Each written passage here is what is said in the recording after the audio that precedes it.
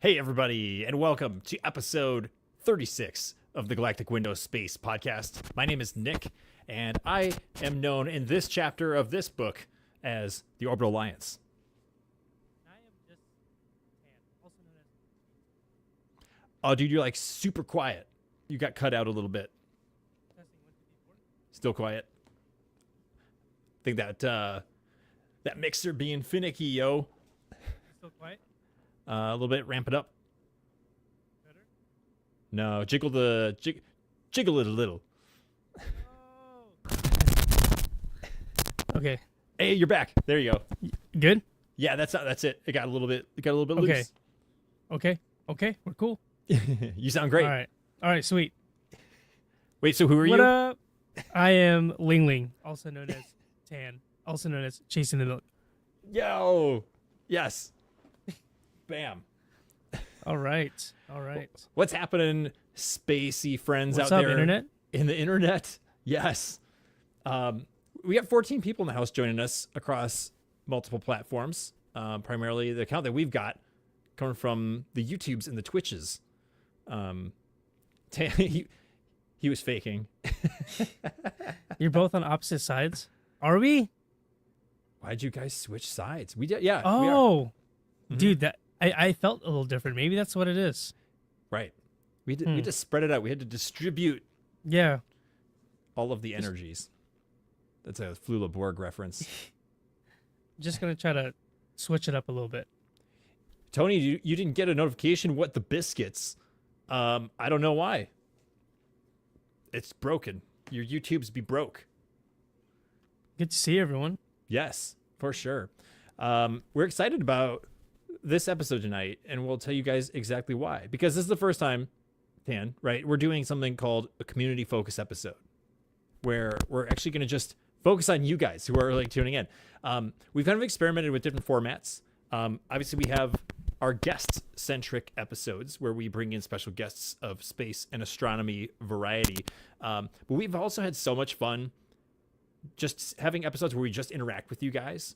And I mean, like last week's episode, if you missed episode 35, we spent 3.5 hours in here just having a good time rambling with you guys and talking about planets, and making several Uranus jokes.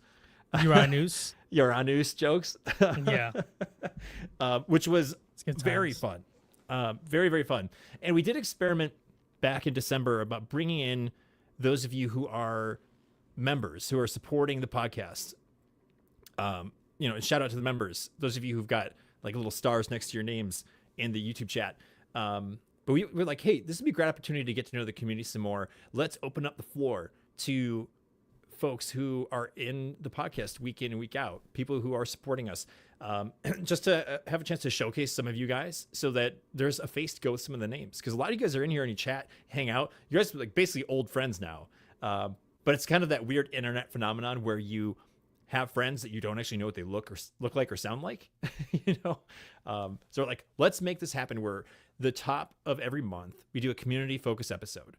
And we may or may not have people join us, but we're at least opening it up to the opportunity for you guys to come in on the podcast for maybe a 10-minute window or something, play a game with us, do a little mini Galactic Window interview where we ask you about what space means to you and how do you experience astronomy.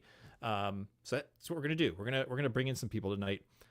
Or a person at least, and have a good time. But we're also just gonna have some other fun ideas with all of y'all who are in the chat who are not coming on as a guest. So stick around for the episode because it's gonna be different. Yeah, this is something cool because we want to be able to hear from you guys as well. And now I understand it can be a little scary committing to something like being on the podcast, especially when it's live. But just know that you don't have to show your face if you don't want. But honestly, I feel like if you watch us long enough, you kind of already know what we're like. You kind of understand our vibe. And honestly, I just don't think it would be, it doesn't have to be that serious. We really just want to hear from you guys too. So just know the offers on the table. We really do want to hear from you guys because it's such a special thing whenever we get those little glimpses or peeks into your life as well. So we're not, so it's not just us two. in the hot seat always. But yeah, we would love to see you guys come up. So let me give a little bit of a reminder of how you can like sign up to do this. So if you go to the Orbital Alliance YouTube channel, there's a tab which just got renamed. It used to be community, but now it is posts. So you need to look for the text posts that I make on this YouTube channel. And then you'll find members only posts. For those of you who are supporting us as a member, you will get posts unique to you. And in there, I've been posting a link to a Google form. And it's like 4 easy questions that tell us like your name, your email address, and how do you want to be on the show? Like, do you want to play a game with us, or do you want to just have an interview? Oh, and how do we pronounce your name? That's the other one, because I don't want to screw that up for you guys. Because for example, like Tan. If Tan was coming on as guest and he just sent me his name, Tan, like it could be a very real possibility that it's also pronounced like Tan or something, depending on, where you're from. So it's like, it's helpful for us to know like, oh yeah, tan, like the color.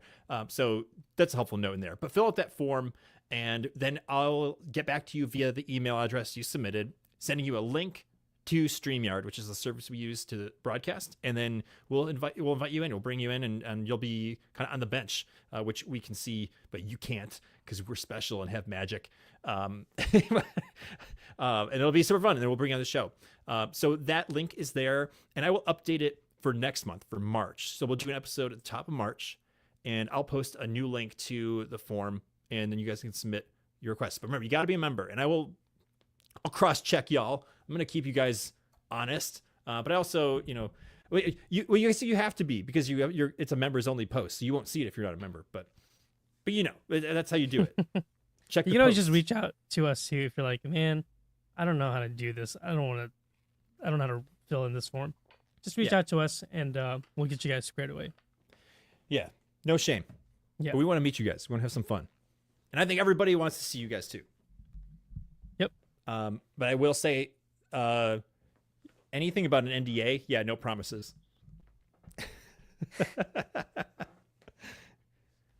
I love That's it. super funny. Would you let us? Ooh, maybe. Why not? Tony, it's like the age-old joke that he and I have about space being fake. So if you want to have just the purest of trolls, then we'll bring Tony on 100%. I think that would be probably one of our most interesting and polarizing episodes if we do that. Right. Sign me up. Yeah, right. Dude, for real. Can I sign my husband up in my place? Excuse me. Yeah, why not? Yeah, I mean, really the idea is to simply use this platform to also allow you or your husband's voice to be heard, because although Nick and I have our own stories, there's many of you guys too, maybe who aren't even photographers or whatever, but at some point in your life, there must have been something in astronomy that sparked your interest in it, which ultimately led you up to being here in this show. And we just want to hear about it. So no pressure, but yeah, we just want to see through your guys' galactic window. Exactly. And that's the thing. That's kind of the point, is that you guys are really no different than any of the guests we bring on. Yes, some people have had more opportunities, than you or I, but that doesn't mean you are any less special. We're all afforded access to space. And I think it's inspiring every which way to hear somebody's story about what space means to them. So don't let stage fright or lack of opportunity in life be a reason to miss out. Because look at me and Tan. We're just some clowns from the Midwest. Yeah, exactly. Right. We just when I mess think around.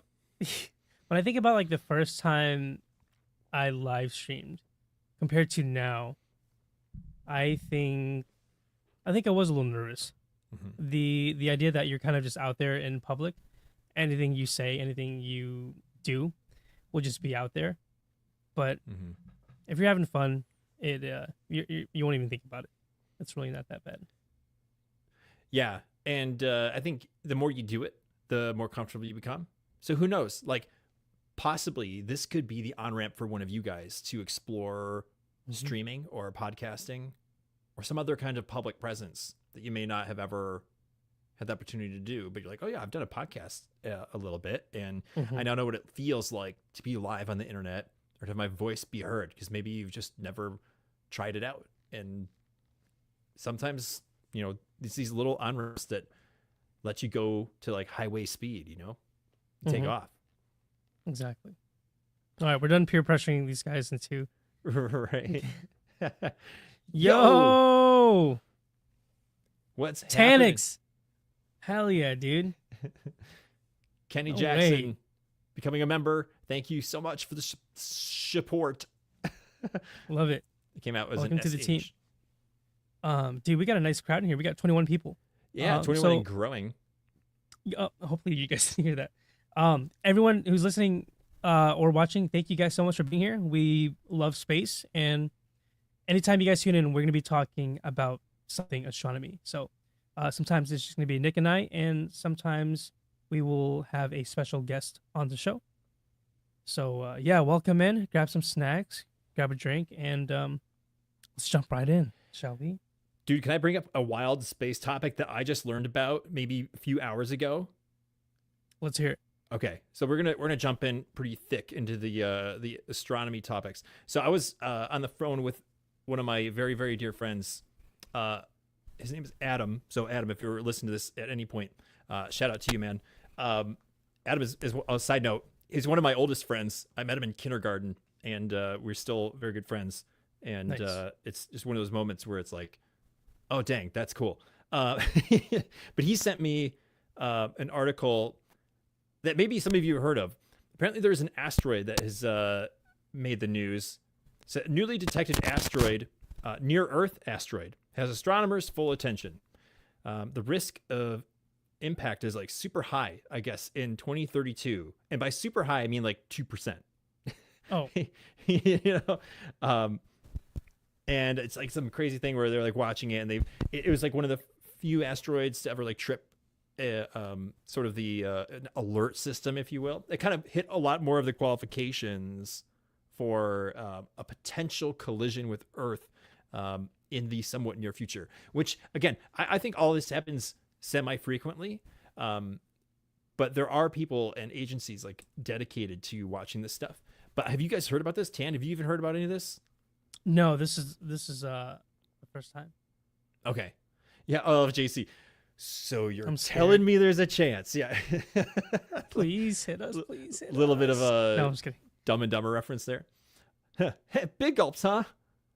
All right. Well, see you later. Sorry, I had to do it. But yes, this like asteroid. And it was funny because as soon as Adam told me about this, it was like 20 minutes later, I started seeing it in my feed online. So it's likely that all of y'all, because you're watching this on some device, are going to start getting algorithmic blessings about this news about some asteroid. But yeah, like I just thought that was pretty wild to hear about, that there's like one with the potential, and it's not like a super large one. Apparently they think it's kind of small, small-ish. So it's not like a dinosaur extinction level asteroid, but it's like so there was a historical, like, I don't know, meteor event in the early 1900s, and I'm struggling to remember the name. I feel like it starts with a T, but it happened in Russia. And it like exploded in the atmosphere, and it like wiped out a whole forest. Like the pressure from the blast like leveled a forest. Like all the trees were like flattened. And I'll have to look up the name, but apparently it might be a potential to be similar to that. So like Tunguska, thank you. That is it. I knew it was with a T. Shout out to JC in the chat Tunguska. for the assist. That's a cool word. Right? It's in like Tunguska. Siberia. Sounds like a food. That would be delicious. Okay. Yeah, Tunguska. I'd eat it. Mhm. Why do moon rocks taste better than Earth rocks, Tan? Why? Because they're a bit meatier. Ah, Yeah. that's a good one. Yeah, I gotta thank Futurama for that one. Nice. But here we go. Blue Eyed coming up with the details here. I think I read it's supposed to come within 150,000 miles of us, and yeah, that is closer to the moon. Damn. Moon is about 240,000 miles. So you're talking about 2/3 of the way to the moon. And I think we have stuff like pass through our orbit semi-frequently, like small little like car-sized asteroids. You right? Yeah. Don't we have the DART mission too? The DART test, or the DART system, I should say. Right. That was back in 2021. Mm-hmm. And that was the first time we basically kind of like what do you call it? Put a celestial body off trajectory, right? Mm-hmm. Yes. Was that already 2021? Let me look it up. I think so. Yeah, the DART. Mm-hmm. Yeah.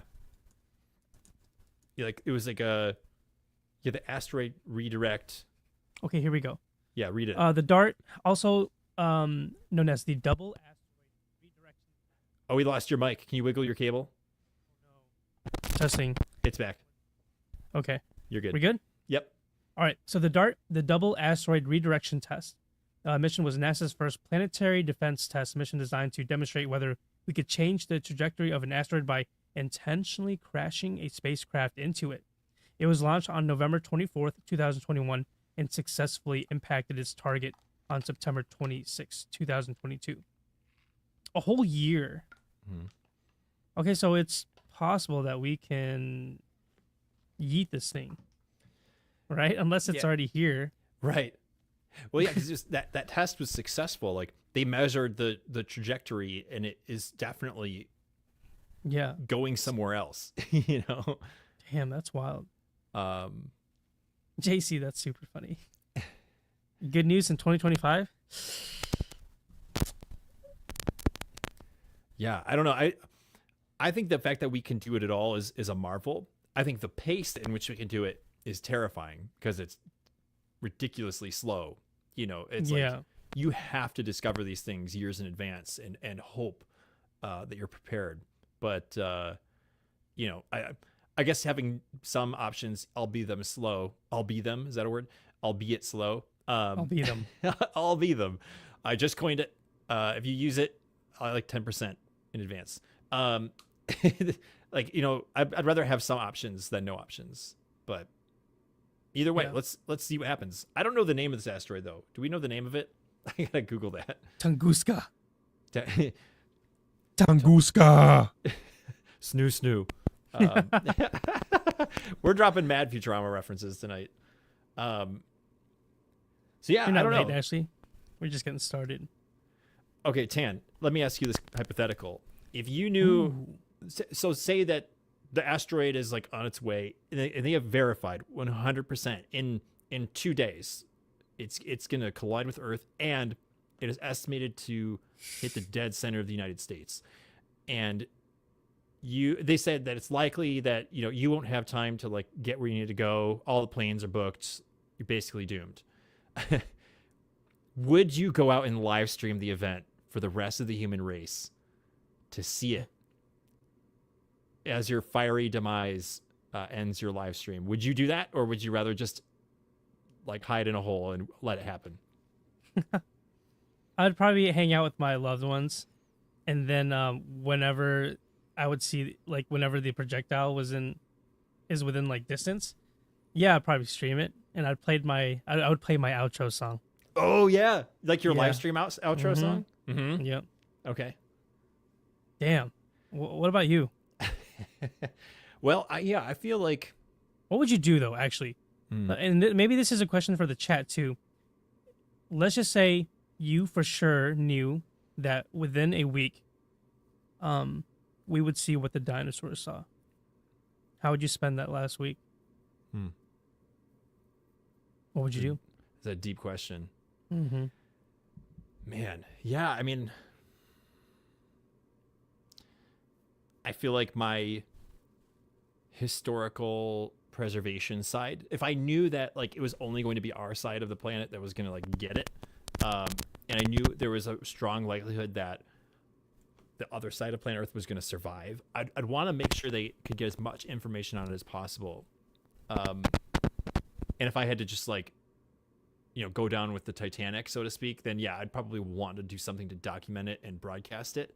And I feel like I wouldn't be alone with that, with how easy it is to post up a phone, you know.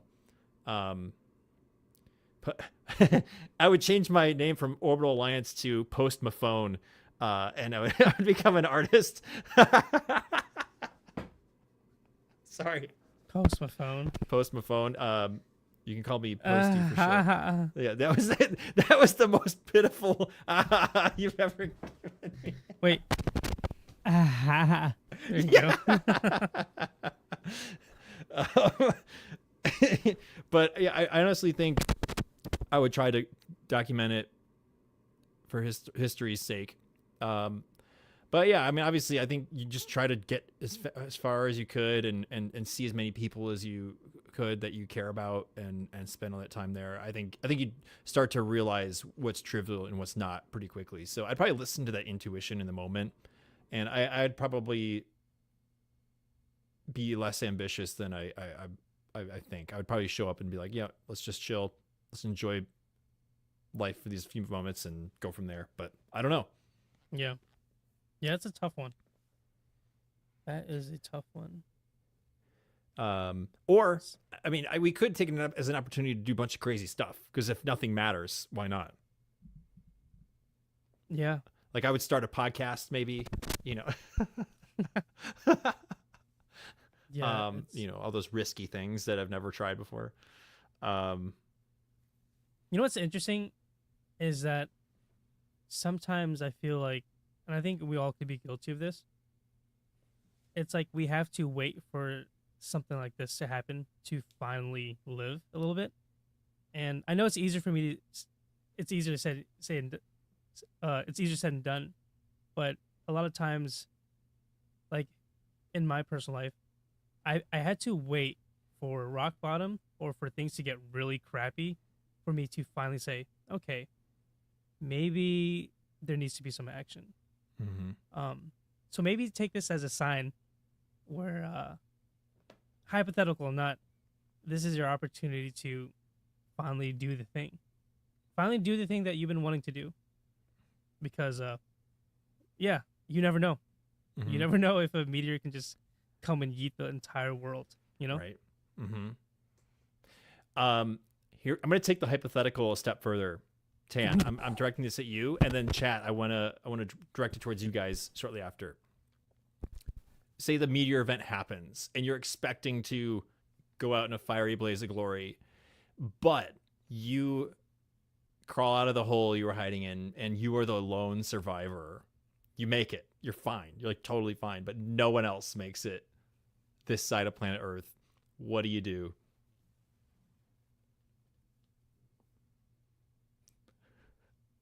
Wow. I would probably just go around trying to find a survivor. It kind of reminds me of the movie He's Legend, or I Am Legend. I am Legend. Yeah, I was thinking of a metal band. Yeah, I think I would have this little bit of hope. I would cling on to it that somewhere out there may be another survivor. Right. And let's say like a year goes by and I'm the only one. I don't know, man. I would just, I don't know. Mm-hmm. Just keep on living until I can't. Livin. What if the only person you found was Matthew McConaughey? Oh man, I would just be like, dude, I really enjoyed Contact. And I would just walk away.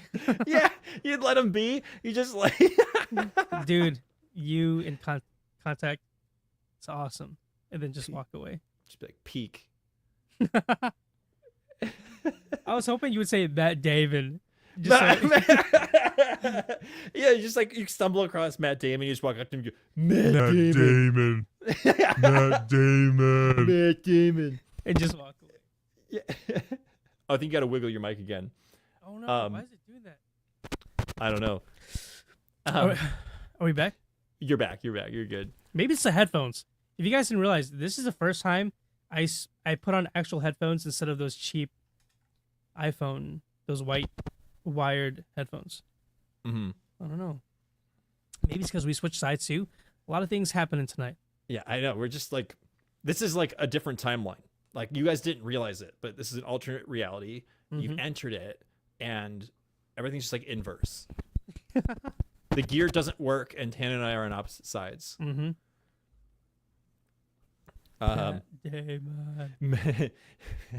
Matt Damon.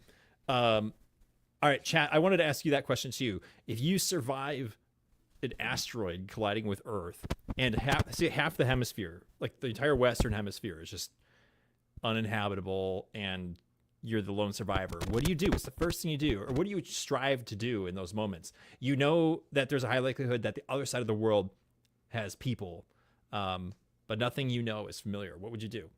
And I recognize too that not all of you are from the Western Hemisphere, but let's just play the local hypothetical. Let us know, chat. Oh, dude, your mic dipped out again. Oh yeah, and then let's extend that, because if Tan finds Matthew McConaughey or Matt Damon, what celebrity would you want to look for, or would you hope to run across in the meteor apocalypse? I'm gonna switch headphones real quick. Yeah, do it, man. Tom Heil in the chat. What's up, Tom? Says find food and water. That's probably the smartest thing. I love it. Let's see. Reading here. Oh, wait. There we go. Hope that the only survivors are me and Emily Blunt. British accents. There you go. Fantastic. I just saw her in Oppenheimer. Okay. Can you guys hear me? You still got the quiet bit. I think it's your XLR on your mic. Every time you look at your mic, it comes back. Okay. Let me try one. You would find Nick and Tan because I don't know what to do. Hey, fair enough. There is a strong likelihood that we'll be surviving. But we'll just be messing around though, hanging out with like the dogs that have survived. You'd finally have alone time. Yeah. Oh no.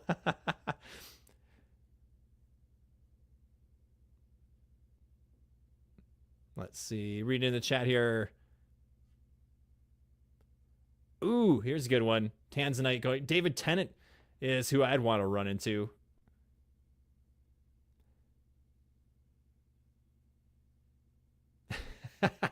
Melissa Bunny going, collect my family members and pray that I'm not the only adult to make decisions. That would help. Helps you stay calm. Testing 1, 2, 3, 4. Hey, you're back, dude. You're back. Let's just roll with it. That's weird. Find Tan's spam supply. No one is finding that, dude. I might even forget where I hit it. You'll be like Ron Swanson with his gold. You just don't know. He's like, I have large amounts of gold hidden somewhere. Or do I? Oh, there we go. Let's make a space nerd bunker. Yeah, let's just do that. I'm in. I knew that. Steph goes, I would find all the past episodes of the Galactic Window and then watch them. Hell yeah. If the meteor didn't kill you, then the podcast might. Then boredom will, by listening to all the repeat episodes. Drive you insane. Don't listen to him, chat. Don't listen to him. They're all awesome. Oh my gosh. I am curious to know, for those of you guys who have watched or maybe tuned into some of the other episodes, I'm kind of curious to know, as of now, which one is your favorite? Do you guys have a favorite? Mm-hmm. It's a good question. We have a lot of variety of guests, variety of topics discussed. Maybe it's one that had a very funny moment. Maybe there was a moment that you were challenged to think more deeply. Yeah. It doesn't have to just be like, who was the coolest guest? It could be something that meant something personal. Maybe there was an emotional moment. I don't know.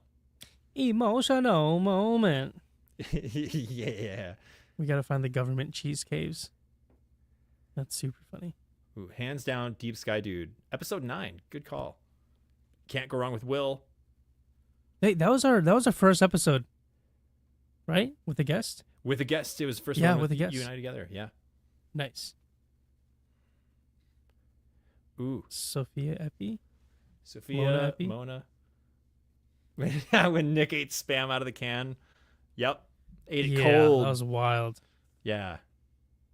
The ISS chat and Mona Lisa. Okay, cool. Awesome. Ooh, nice. Okay. Yeah. Very cool. You had me at Space Station. Very nice.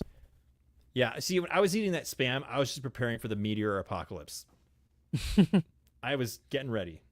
Yeah, Spam out of the can is wild. I also Ooh. like when y'all met in person. Yeah. Yeah. Episode 22. That's still probably one of my favorite episodes. I was rocking the same shirt. Oh, yeah. Nice. Hell yeah, dude. Open up one more of those buttons, dude. I think you were. Yeah. Oh, no. We miss here. Here we go. Sarah Matthews and Gadget Nate. Both of them fantastic. Nice. Mm-hmm. Cool. Awesome. Your wedding, Ashley? Yeah, that's right. I got married that episode. Yeah. Is Spam like a big cube of Vienna sausages? Yeah, but better, I think. Yeah, Spam. It's really hard to describe Spam. I don't think you could put him up there with some of the other canned meat or potted meat. It's like ham, I guess. To me, it's Salty as ham. To me, it reminds me like it's in the family of like salami and bologna. It's like a third point to that triangle. You know, it's not quite either of those, but it's like Spam. It's a derivative. You know, yeah, it is. It's just Spam. So, and if you haven't, you should listen to Weird Al's song "Spam." It's great. It basically sings the praises of Spam. Okay. Hell yeah. We have to get Tan a wardrobe specialist. I need one so bad. Yeah. How about you guys? How about for one of these episodes, you guys just pick our wardrobe for us? Oh, that's got to happen. That could be a community thing. When you guys want to get involved, you tell us what to wear. But like realistic though, like don't tell me to wear a dress. No, but we should because or maybe I will. Because we should do like hey, if we reach like $500 in supers tonight, then I will wear a dress on the next episode or something. You know? Oh, Nick is willing to do it. Okay. Yeah. Right. Yeah, I'll wear a bra for a tiny diny. Just for a tiny diny? Oh my That's gosh, it. bro! It don't take much for me, man. Yeah. Would you seriously do it? Yeah, dress? if we had the right threshold, you know. Okay. All right. I'm not gonna just do it, but yeah, I would do it. $500. Paid outfits. Oh, wiggle your mic again, dude. You like tapped it when you laughed. I think you're back. Man, I don't know what's going on. You're back. But yeah, I mean, seriously though, like I'd be willing to do some fan inspired stuff. You know, for the right reasons. Yeah. I mean, we talked last week about possibly doing a fundraiser for a good cause, and that I would do crazy stuff for that. Like if we were helping, fundraise for like terminally ill children, like I'd wear a dress for 5 hours straight. Dang. I'll wear leather chaps. Yeah. Wait, but which part? There's the assless chaps, bro. That's the only way to do it. I was gonna say. I was like, that's the only way to do it. Yeah. It'll just be like just all black leather, and then just two little yellow cheeks in the back. Hell yeah. China #1. Oh my gosh. Oh, dude. The dedication. I mean, you can't half-ass it. Oh, yeah. No, sorry, that was a good pun.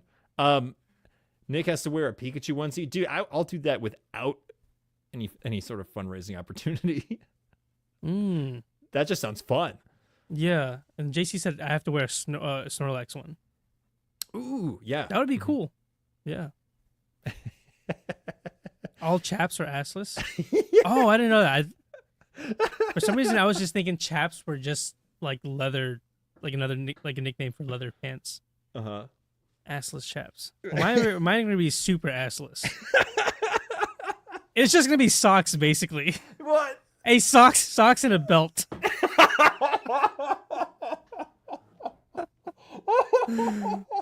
I didn't know that. That's super funny. Oh no. Good times, good times.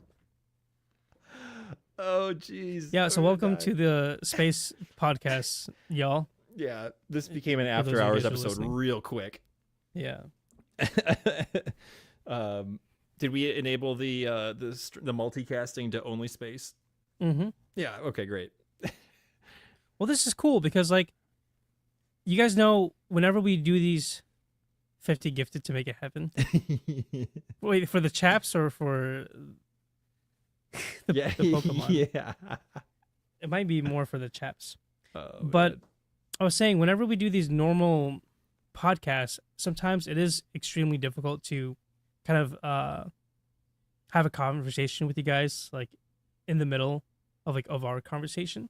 So whenever we do these community episodes, it kind of feels more of like almost like a TikTok stream. It's there's really no rules, and we're kind of just hanging out with you guys, which is really nice because sometimes we get some really cool comments from you guys, but we just don't have the capacity to read every single one, right? So This is cool. I really dig this, and I appreciate you guys just hanging out. Excuse me. So many of you guys returning, which is great. I love seeing familiar faces in here. Or familiar names, because I don't know a lot of your faces. Or yeah, you guys are just a bunch of characters to us. Right. Yeah. Yeah. I like basically have to make up what I think all of you look like, and I have no idea if I'm accurate or not. Yeah, it's a trip whenever you actually do get to hear that person or see them for the first time. Yeah, like there's some people I have never seen or maybe heard your voice, and whenever you would pop in like our Discord, or you pop in like a TikTok box or something, and I hear your voice for the first time, it's always such a trip. Yeah. It's cool though. It's a very special thing.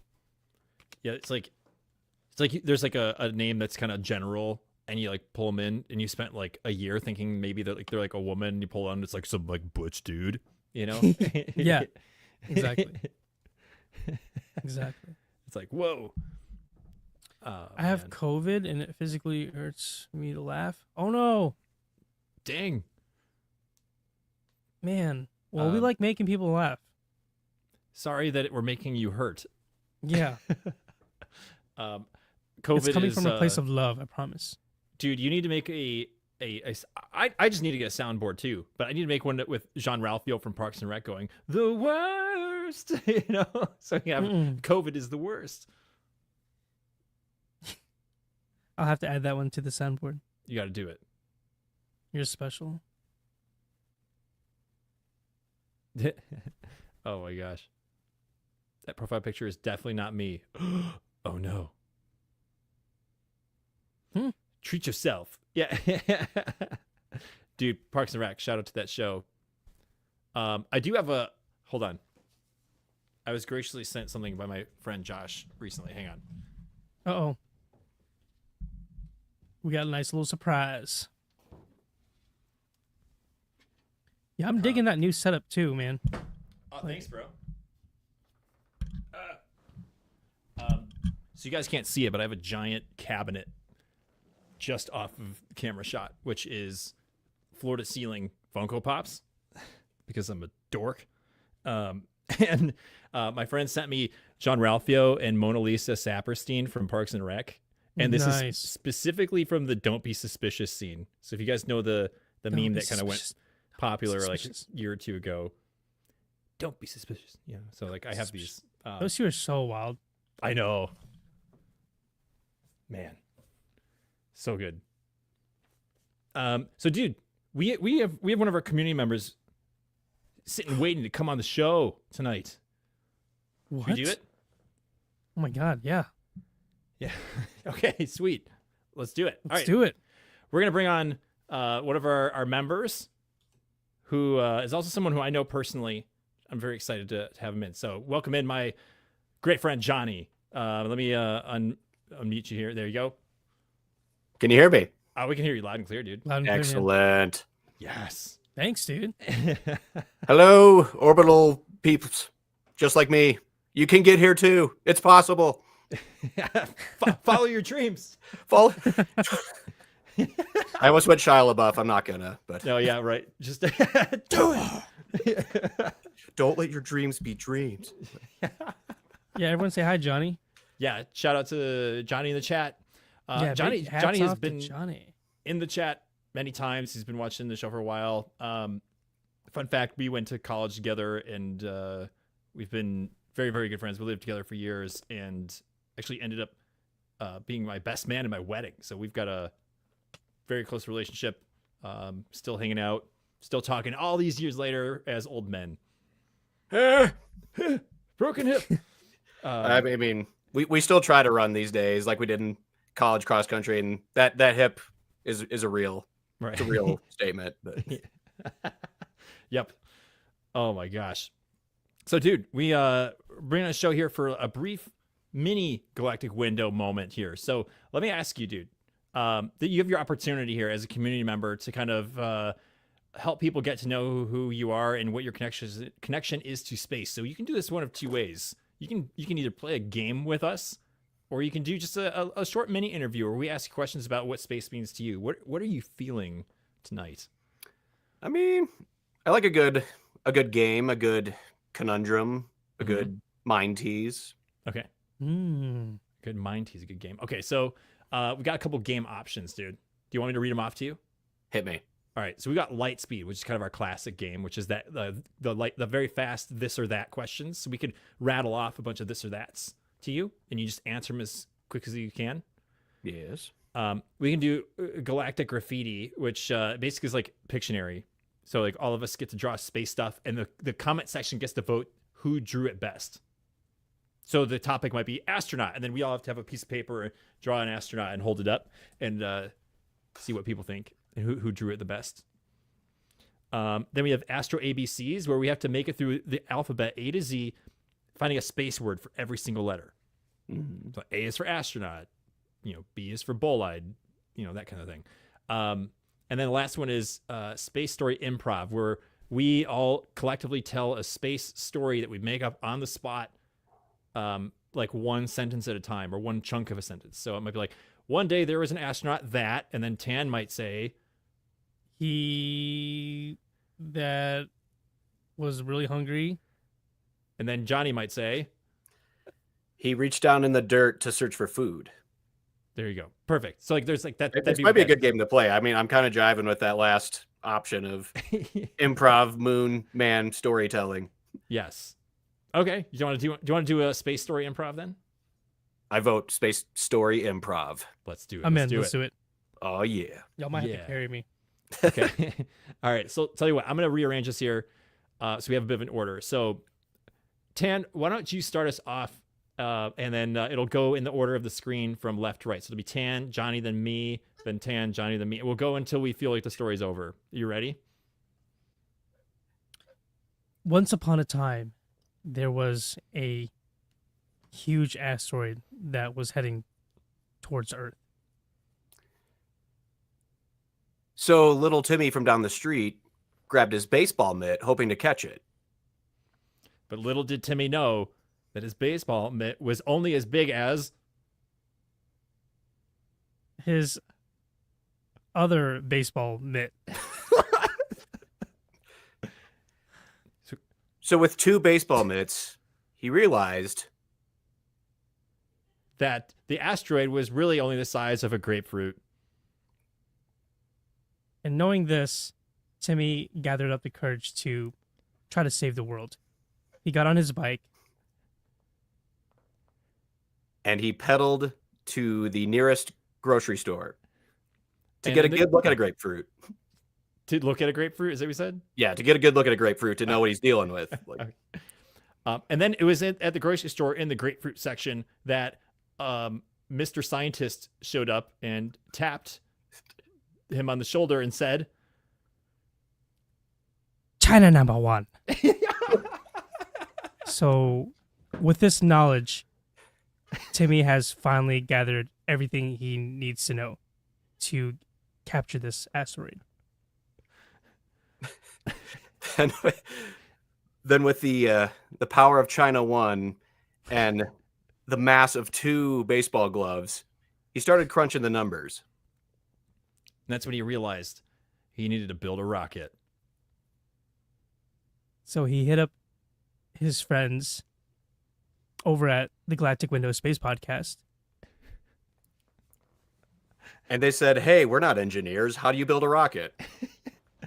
And then Tan from the podcast said, I will call up one of our past guests from a past episode who knows all about making rockets, and he will tell you that rockets are made of Oh, he's getting quizzed. Cheese. Rockets are made of cheese. I think what he was inferring was that if you got the spray cheese as a good thruster for the engine, that it could possibly work. That's why he decided to call the rocket China Cheese Whiz #1. And then he decided to set the rocket up on a trampoline, which gives it enough energy to correctly reduce the impact of the grapefruit size asteroid. And then he had a sudden realization that possibly Spam could cushion some of the blow of the asteroid as well. So little Timmy, or whatever his name is, calls up Tan again and said, bro, where's your Spam stash? Where do you hide it? Then Tan says, it's in my closet. But the problem is, it's only low sodium Spam. So they've got to figure out this new problem. So he delegated a task force to deal with the low sodium Spam. Who's What is going on right now? who's My phone. What? Sorry, my watch, like, it's, sorry, my watch. You still have that as your I ringtone? would, Yes. Hell yeah. I would say that was unexpected, but not really. Look, My watch, for some reason, selected the, like, find my phone, and it started ringing. I'm like, who's calling me right now? what was happening? Wait, sodium-free Spam. Sodium-free Spam task force was Yes. then appointed by Tibby's neighborhood friends. So they got the greatest minds in the neighborhood together, and they decided that they had everything that it takes to bring this asteroid to a halt, this grapefruit-sized asteroid. And the greatest minds consisted of a dog named... Also named Timmy. So Timmy and Timmy headed out straight towards this grapefruit-sized asteroid and caught it with his 2 mitts.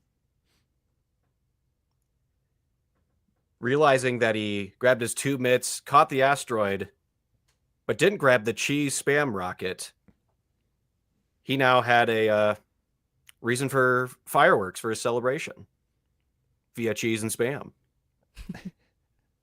And that's when Timmy looked at his friends and said, why do they taste better than Earth rocks? And to which his friends replied, Because it's meteor. the end. The coherent, arguable, but you know. Yes. Yeah. What do you guys think? Oh, geez. Oh, my gosh. If there were ever rails, we are not on them. No. That's... I mean, I think Nick's we. I phone think thinks the story is funny. I Yeah, saw that, what I else? saw that comment. Oh, my gosh. Well, Johnny, thanks for entertaining that for a hot second. Hey, I mean, thank you. That's not every day you get to hop on a podcast and tell that gold nugget of a story. But Right. Well, let's get a little more dial in more to the serious before we let you go here, because obviously shenanigans are great. But let's introduce some substance. sure. If you could tell us in a very brief, snippet, what does space mean to you? What does space mean to me? And interpret that however Johnny would interpret that. Well, I think space kind of just be, I mean, it's a great way to, space to me is kind of just perspective. It's, I mean, you really, if you think more and more about it, if you're ever away from a city, away from society, population, and you get to just be among the stars out in the dark and just look at what part of the universe you can see, it's just like, I mean, it makes you feel so, you don't want to feel small and hopeless, but you feel just like, wow, like there's a lot more going on than just me and what's immediately in front of me. And so I think it's just it's a good escape from reality, as Queen once said. But Yeah. In a very clever rhapsody. yes, very clever rhapsody. That was beautiful. Dude, that's cool. Yeah, and the oddly paradoxical thing that you said is it's going to escape from reality. Yet, do you believe also that it's also more real than anything we've experienced here in our lives? More real than what we've experienced. I mean, that could get philosophical really fast. And I have no degree to expand on that. But I mean, I think there could be so much real that we haven't even discovered. And that's probably kind of the other thing, is just like what we have yet to discover as we dig deeper into the universe. And we have infinite directions to go. But it's, yeah, I mean, I guess to answer your question briefly, it'd be, yeah, there could be something more real than we've ever tapped into out there somewhere. When you go outside and it's a clear night and you look up, what is your first thought? On a clear, so you're saying clear night, like not in Denver downtown or anything where I can't see anything? Because my first thought would be, this is a ripoff. I want to see the stars. But Yeah, right. Yeah. But Yeah. First thought out there, like if you get to really like be out, like for me, one place I remember was like Lake Powell, Utah, being on a houseboat underneath and seeing my first shooting star as like a 7-year-old for the first time. Ooh. I mean, so my first thoughts usually, because of that night, it's usually, okay, am I going to see a shooting star tonight? And then is there a metaphor behind it? Is that going to mean anything for my life? But Did you make a wish? When I was 7, I mean, I probably did. I could not remember what it could have been. It maybe to be that I could finally get up on some water skis the next day on the lake, but so I was just a wee lad that couldn't get up yet, but that's what she said. I don't know. But Dude, like I love it.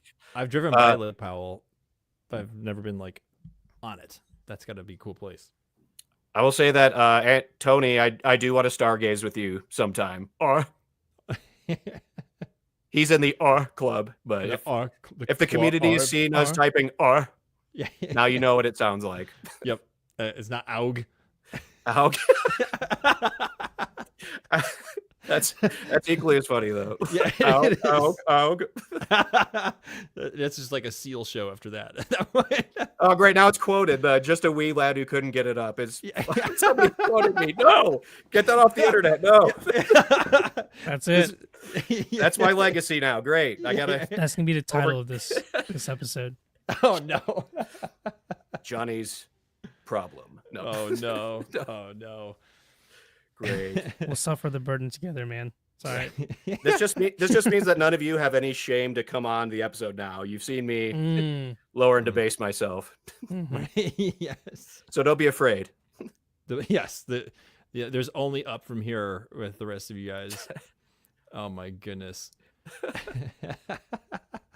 Oh, dude. Well, Johnny, any final words just in terms of space and astronomy? If those two, just throw those two words at you, what comes to mind? Any final Any thoughts? final thoughts of space and astronomy? I mean, the joking, I'll give two versions. The joking version is your and I's astronomy class with that one professor who was way too, how would you describe her? Or just, Borderline geriatric. yeah. It's, She's in here right now watching this. Oh no! Oh no! Yeah. well, she wouldn't know where the monitor is to point it. I feel like we're getting ageist really quick. We should back off. But yeah, right. But she was a sweet lady. She was a sweet lady, but it was just a funny class. We just had a lot of giggles in that class. But on a more serious note, astronomy and space is, I mean, it's for me, it's just what we're shooting for as humanity. I mean, it's right there. We can see it. Technically, you could look to the future, although you're technically looking into the past when you see stars that are light years away. So that's a neat paradox. But it's just shooting for the stars can be tacky, but it's what we all want to do, whether tacky or not. That's where every human wants to go. Or you're lying. Or you're lying. That's true. Dude, I realized I'm going to pull this up here. I felt this was perfectly relevant. When I started the Orbital Alliance YouTube channel back in 2021, you and your now wife made me a commercial for the radio. Oh yeah. Do you remember that? What? I did. I'm gonna pull it up here. Oh gosh. I'm gonna find a way to broadcast it without. Is that even? It was for a it was just like a radio advertisement kind of thing, but. Let's see. Yeah. I wonder if I can find a good way to show it without showing it. I'll work on that. I also think I can make a better version nowadays, but. Oh, that's true. That's true. But it was years ago. But I mean, you can play it. Yeah, let's see. It's your show. It's your show. It's whatever you want. Yeah, I need to see this. It's like, so Johnny's got a background in radio production. And is excellent at it. And like you said, this is a couple years old, so you can do what you want with that. But let me screen share. Radio production? That's pretty cool, man. Yeah, I small plug. I produce radio commercials for a cluster of stations here in Denver and do voiceover work too. Do you ever do one of those commercials where you're like, calling the video 100 the old disclaimers that I can't believe are even legal, but yeah. Symptoms may include heart attack, diarrhea, stomachache. Just like basically, the deal we just talked about isn't actually true at all, and you're gonna have to go through a bunch of hoops just to get it. Like, that's cool, man. That's cool. All right, here we go. Let's see what we can do here. All right, hang on. Ooh, good question from Alex. Do radio waves travel in space forever? No. As far as I know, they do. According to the Futurama episode, Lady McBeal makes its way like 3,000 years later, or like 1,000 years later from Fry's time. Single female lawyer. Female lawyer. Yeah. Oh my gosh, good point. Omicron Persei like just got the last episode, and then there was a cliffhanger, and he's all mad that he can't see it. Like, oh, it's so good. Let's see. Okay, I hope you guys can hear the audio. Let me know if you can hear the audio. Here we go. Wow, the universe is so large. Look at all that space. And I seem so small in comparison. Come to think of it, my knowledge of space is just as small. Universe? Deep space forces? How can I better understand you? Why don't you check out the Orbital Alliance? Run by my good friend Nick Panev. Have your brain wrinkled over space knowledge that you didn't even know was there. Like, do you know the difference between a constellation and an asterism? Chances are you've mistaken the two. Or what about what actually goes on at the International Space Station? And can I seriously capture photos of it? Nick and the Orbital Alliance want everyone to be able to go to space one day. So until commercial space flights become available, and believe me, that day is coming sooner than you think, prepare yourself with as much space knowledge as you can. If anything, you'll win some trivia over your comrades. Reach for the stars with the Orbital Alliance. Become an Orbiter and check out his videos on YouTube, and make sure to subscribe. You can also follow the Orbital Alliance on Instagram and Twitter, and he'll see you and me on the other side. Not hiding the cell, but Yeah. salesman awesome. voice. That was sick. That was good. It was so cool. I still love it, man. I still Well, love it. I'm glad you love it. But whenever That was you just awesome. as any artist, you hear yourself and you're like, I could do it better. But Oh, of course. Where do I sign up? Take my money. oh, I love making spoof ads, if anything, just for the lols. Well, Anything I should for lols is good. for straight up lolage. I should contract you to make one for the Galactic Window. That could be my redemption arc. Let's do it. They're gonna make it happen, and we'll bring you back on. Or We'll the premiere it. next level arc. But Right. I don't want to call my work garbage, but I'm just like, and most people, even people in radio, like eventually still don't like their own voice sometimes, but that's a human thing for sure. But Right. Yeah. Why do you think that is? well, scientifically, not that I'm the utmost scientist on this, there is part of like frequencies you don't hear in your own brain, or there's something about, like your inner eardrum can't process it hears more, so you like feel like you're more in depth, and then when you hear it on a speaker, like you lose some of that, and so it just comes out different sounding than you picture in your brain when you hear yourself every day. And I know there's some exercises where it's like you put two pieces of paper like in front of you like that, and you speak, and like that's how you actually sound to other people. Oh, no But- way. Oh, dang. Mhm. I gotta try that. I don't know if it'll work with headphones on, but I know you can get like sheets of paper, construction paper, and just like, if you cover this, it like blocks Mhm. something with reverbing in your back into your. I don't know what bones are good made for hearing. I don't know. So just like do this. We need it on both sides. That's what it but sounds like. You could just look ridiculous. You could just be like, "This is me," but Hey, everybody, Man. look! It sounded like myself. Oh man, Because we hear ourselves differently. Yeah, it's really interesting. that's so cool. Mhm. Dropping the mad knowledge. I love it. yes. Dang. That was freaking cool. Well, yeah, dude. Thank you for hopping on here. Hopefully, it's not the last time. I'll be glad to come on, but I want to see some other guests too. So Right. So with that being said, for those of you who are out there, if you want to be just like Johnny, you don't want to be.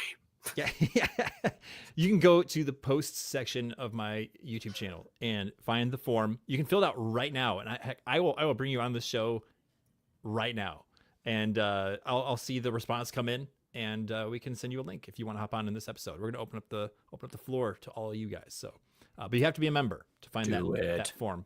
Do it. Do it. Like, what am I saying? Like, why am I saying do it like not a space character like Emperor Palpatine? Do it. Yeah, do it. And then you have to go, yeah.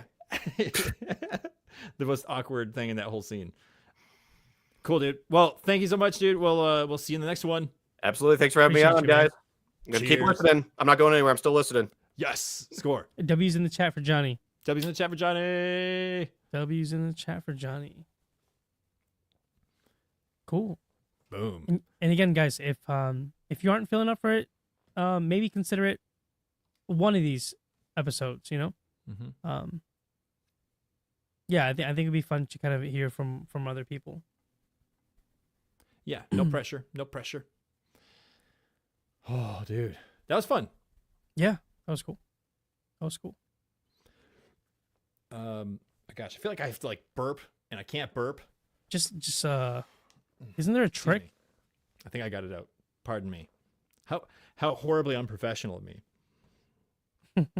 W you know, Johnny. that's the first unprofessional thing we've ever done on this podcast. Right.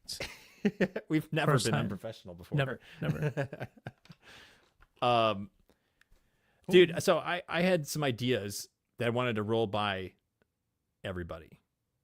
And should we get into that? Let's get into it. Let's get into it. All right, chat. I'm redirecting the conversation to you guys. Tan and I have been talking, and we've been really wanted to have some fun with introducing the Galactic Window merch. So we're talking like t-shirts, stickers, I don't know, maybe a calendar or something. And we want to bring you guys into the equation because Tan and I have great ideas. We like our ideas. But I think one of the coolest parts about this program is not just what me and Tan are doing. It's how you guys add that extra dash of flavor and excitement.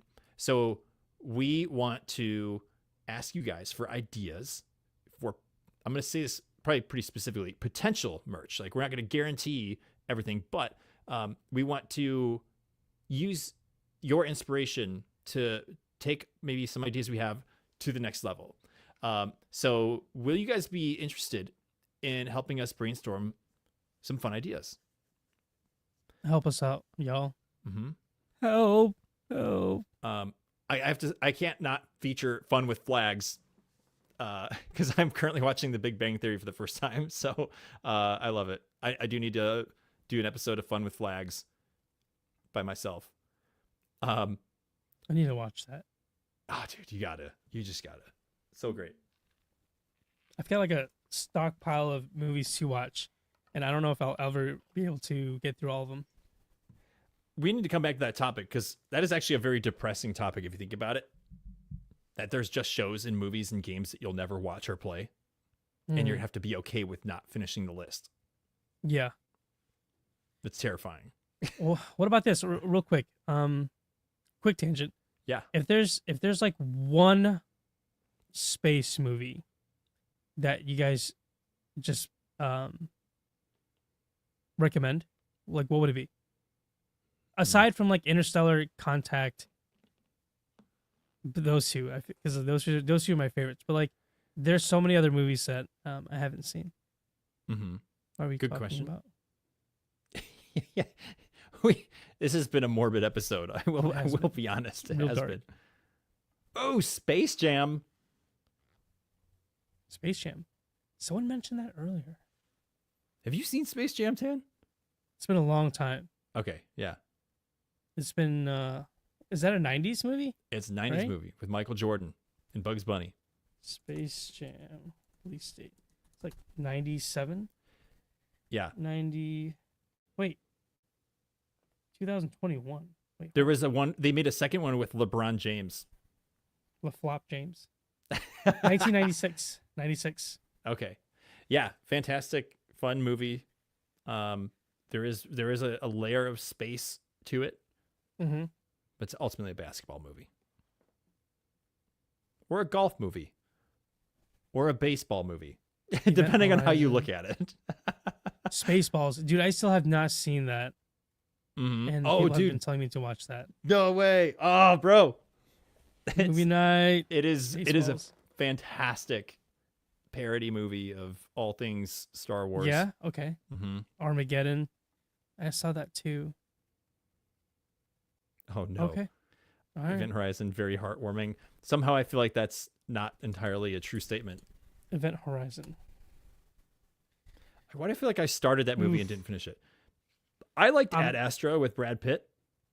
I'm looking at the reviews for Event Horizon. I don't know if I'm kind of weird about the reviews, man. It's got to be at least a 7 for me to want to watch it. Interesting. You follow the reviews, like is that like your benchmark? Yeah, it's probably not a great thing because I know sometimes the reviews don't matter, but for the most part, if it's not a 7, at least I don't think I'll enjoy it. Dude, I mean, there are movies and games and stuff out there and shows that have pitiful public reviews that are still some of my like favorite things in the world. So, yeah, let me know what those are, and maybe I'll change my mind. yeah, I know, right?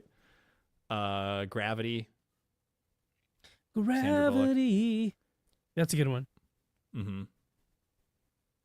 Let's see. Goodness, yeah, you guys got good suggestions. Okay, cool. 10 next movie night. Saltburn.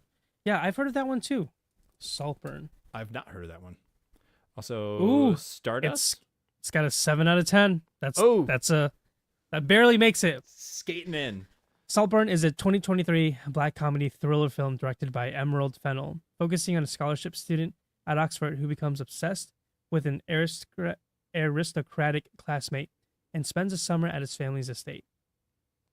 Wait, is this even a space movie? Or is this just a random ass movie? This film explores themes of privilege and desire and has received generally positive reviews. Okay. Seems like it's just a movie. It's just a movie. Just a movie. But it's 7 out of 10. Well, I don't know. Is that discounted? I don't know. Saltburn isn't a space movie title. It's funny. Oh, gosh. Okay. Sweet. Well, does that scratch the itch? It does. The movie itch? Yep. Nice. Thank you guys for the movie suggestions. You guys are awesome. I think we need to hear from Dreamtan at some point in the show, too. Guys, what movie are we going to watch? Is it going to be Saltburn? I hope it's a space movie. I'm going to be really upset if it isn't. It's got 7 out of 10. Let's watch it.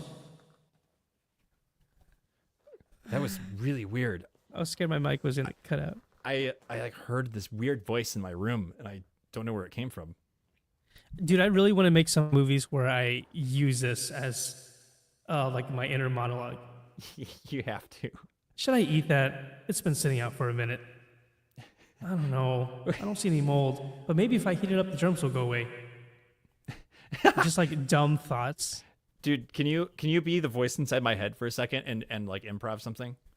All right. Okay, I'll try. All right, ready? Oh, my back is killing me. Man, I just gotta, there's this little knot. Oh, I farted too. Oh man, I'm live. Can people hear me? It smells like Vaseline. Wait, what? What is happening? Oh my god. Why? I don't know, dude. Why? I don't know. I hate it here. Yeah, I went off this planet. Gosh. Oh, man. Oh, that was well done. I'll hand it to you. But revenge is coming the day I get one of those boxes. I'll just say that. Yes. Okay. Okay, so have you watched Three Body Problem? I started it and I didn't finish. I was hooked and I just didn't have time to finish. Have you watched this, Nick? I don't think I know anything about it. Okay. It's like a astrophysics oriented show. Like the three body. Actually, here, let's just talk about the three body problem. Okay. What? Because this is over my head, but maybe we can get a simplified. Dude, space is over our heads. The three Think body about problem. It's a famous problem in physics and astronomy that deals with the motion of three gravitationally interacting bodies, like planets, stars, or moons. Unlike the two-body problem, which has a neat mathematical solution, like how a planet orbits a star in a predictable ellipse, the three-body system is chaotic and unpredictable over long periods. Why is it so hard? In the three-body system, like the sun, earth, and the moon, gravity pulls each object in different ways, creating a system that can be solved exactly with simple math. Even tiny differences in the starting positions can cause huge variations in the orbits over time, making the system extremely difficult to predict. So it's just it's a very complex problem. Very interesting. Yeah.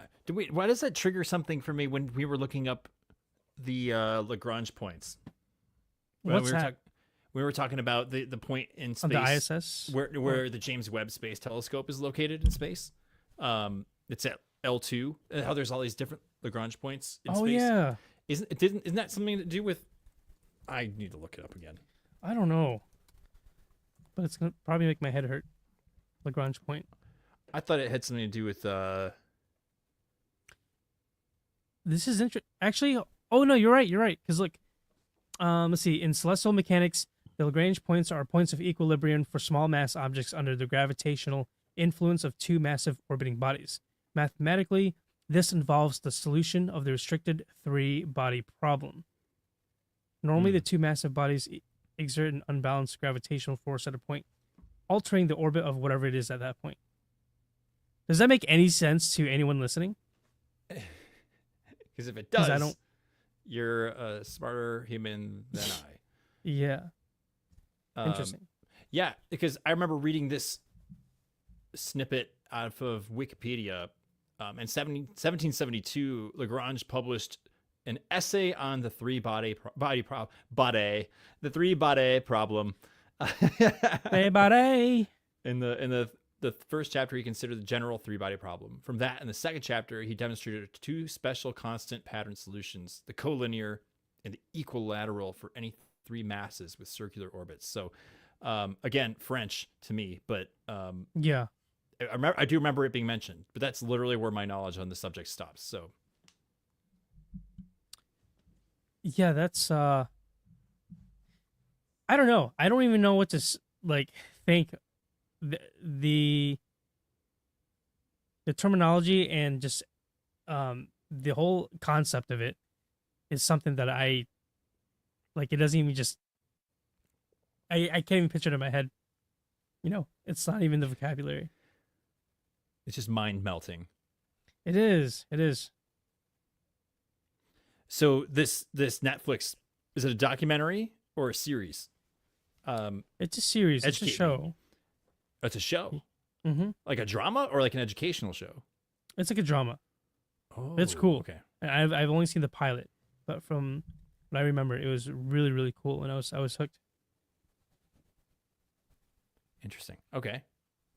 Well, I need to re-up Netflix in general because there's so many shows that I've missed and documentaries that I want to rewatch. Mhm. I don't have Netflix anymore, but one day. Do you use anything? Streaming services? Yeah. Yes. Disney Plus, because it's just the best thing for kids. Yeah. When you have a kid, it's like one of the best. And then technically I've got Prime Video, but probably on the way out from that, getting rid of Prime, save some cash. Yeah. But ultimately it's just Disney Plus. Right on. But I do use Plex. I have a lot of friends who run Plex servers. Mm-hmm. So, Nice. hmm There was no chaos until there was. Netflix price went up for me this month. Dude, I think everything's gonna go up. Yeah. First There was a eggs, time- then your flicks. Yeah, there was a time where I felt like I only had maybe 2 or 3 subscriptions or things I could count on one hand. And next thing you know, over the years, I have a subscription for like everything, and it could just be like one very specific thing, you know. Mm-hmm. I don't know how many subscriptions I have. Probably way too many. I did just cancel last month my AMC Plus because I was catching up on Fear the Walking Dead because I missed that show entirely, and I love The Walking Dead. So I was like, I had to watch that, but I only made it to season 5, and I was like, I'll finish it later. It's too much money. I never finished the show. Just the original. You're talking to me, or are you reading a comment that I missed? No. I never. Sorry. Yeah, I never finished The Walking Dead. I stopped at season 5, I think, 5 or 6. Yeah. If If you finished it at the last episode of season 6, we all know why. Yeah, I think that's okay. Yeah. The single most pivotal moment of the entire 11 season show, where you either decide at that point I am staying or I am going. I'm not going to be a part of the show, or not. Yo, what up, Ian? Let's see. Oh, Ian, what's happening? Welcome in. Interesting. Cool. Do you mind if we wrap back around to the conversation we were talking about with merch? Yeah, let's do it. Sweet. We need you guys' So, help. We do need your help. So, if we were to make the Galactic Window merch, let's start here. what would be the things you would think would be the coolest to see in a web shop? So t-shirts, stickers, calendars, hats. What kind of merch is like the coolest thing to you guys? Just let us know in the chat. We just want to get your feedback and your ideas. And think outside of the box too. Maybe there's something that's like really weird that we would never think of. Like chaps. What up, Joe? That's a whole new galactic window. Whole new? Oh, Hey, Uranus. Uranus. Yeah, seriously though, what's something that you guys would be proud to rock? You know, What's happening, Joe? What would be- Godfather. Welcome in, man. a sleeping bag. That's so random, but I love it. That'd be so cool to have out when you're out stargazing and you're camping. Just a galactic window Mhm. mummy bag. Yeah. Yeah, it could be a space pod. Yo. Ooh. Buttons are cool. Stickers, hats. Harmony, what kind of hat? There's a lot of different hats. Beanies, baseball Visors, hats, right? They're still in. visors. Yeah, dude. The kind of hats that have like spots for like 2 beer cans and the straws. Yeah, dude. Stickers, Dude. sleeping bag. Hear me out. An ISS hat, Mm-hmm. and like it moves, kind of like those 3D printed models. Yo, You know, Now what you're I'm talking- yeah, dude. that'd be cool. Coffee mugs with sayings from Nick and Tan. Ooh, or like Okay. like Troy and Abed, like in the morning mugs. Bobbleheads. A Tan and Nick bobblehead, What, dude. Oh! Would you? I'm- I mean, would you guys buy one, It's me holding a taco and you holding a can of Spam. It's just like, dude? Yeah. That'd be so sick. Mission patches, of course. Mm-hmm. Blankets, buttons. Ooh, a blanket would be cool. Yeah, these are all good.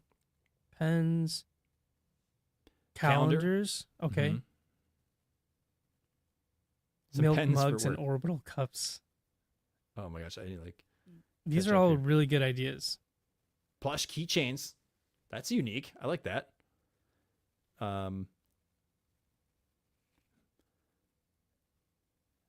I like it. Oh my Okay. gosh. Cool. Yeah, Cool. very very good suggestions. Hmm. So let's hear this. Let's dial it in. Let's focus. So those are good ideas for like platforms, like the media that we potentially be printing to or printing on.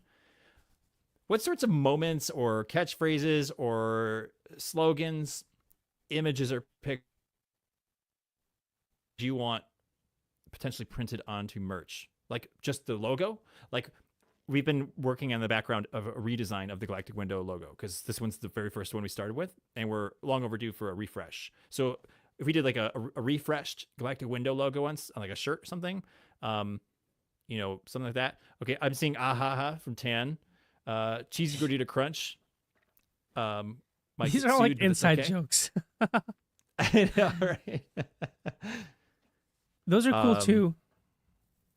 Mhm. Also, feel free to add in something along the lines of like the really ubiquitous, like I need my space, kind of like shirts, you know, Mm-hmm. or catchphrases. Yeah, it doesn't have to just be specific to me and Tant. Like it could be related to space and astronomy. Like I had an idea for a shirt that just says "I heart ISS." Like, you know, That's kind of sick. like those old New York shirts. But like I've had an idea for that for a really long time, and it's just simple. But it's a space shirt, and it's likely there's a lot of other people out there who really like the International Space Station. So like, are there ideas that are similar to that? China #1. Oh my god. No. Oh, God. I don't know. Oh, goodness.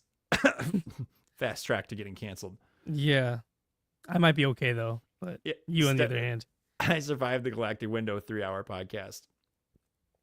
hell yeah. Mhm. Yep. That is an achievement. Everyone wants to be in the secret. That's true. There is something. There's this special element about knowing the joke. Ooh, lanyards. Yeah, I always forget about lanyards. yeah, that's a good idea. Let's see. I want a Hmm. mug with China #1, maybe with some stars in the background. my God. Dude, yeah, I'm the bobblehead one really got me, but I do not know how expensive those are. I wonder how the how is creeping in, but I need to stop myself. Custom bobbleheads. No, dude, we're gonna use our influencer skills to get a free one. Okay, fair enough. A free one? Yeah, dude. We gotta mass produce these, bro. They're gonna be in every, American house by the end of the year. Dude, I just found this. These guys have been making custom bobbleheads since 2010. What? Oh, dude, some of these are cheap. I'm seeing like $70. Okay. Well, maybe not cheap, but I thought for some reason I thought it was going to be like $200 for a custom bobblehead. What if we found somebody who could 3D model us and then we can 3D print them? They might not look as good in the final, but like, yeah. I don't know. Antenna ball. Oh my goodness. Yo, does anyone have an antenna that anymore on their car? what are those? Yeah. Yeah. I don't remember the last time I seen one. Dude, I have one antenna ball still, and it is from probably the early 2000s when the Tom Hanks movie Castaway came out.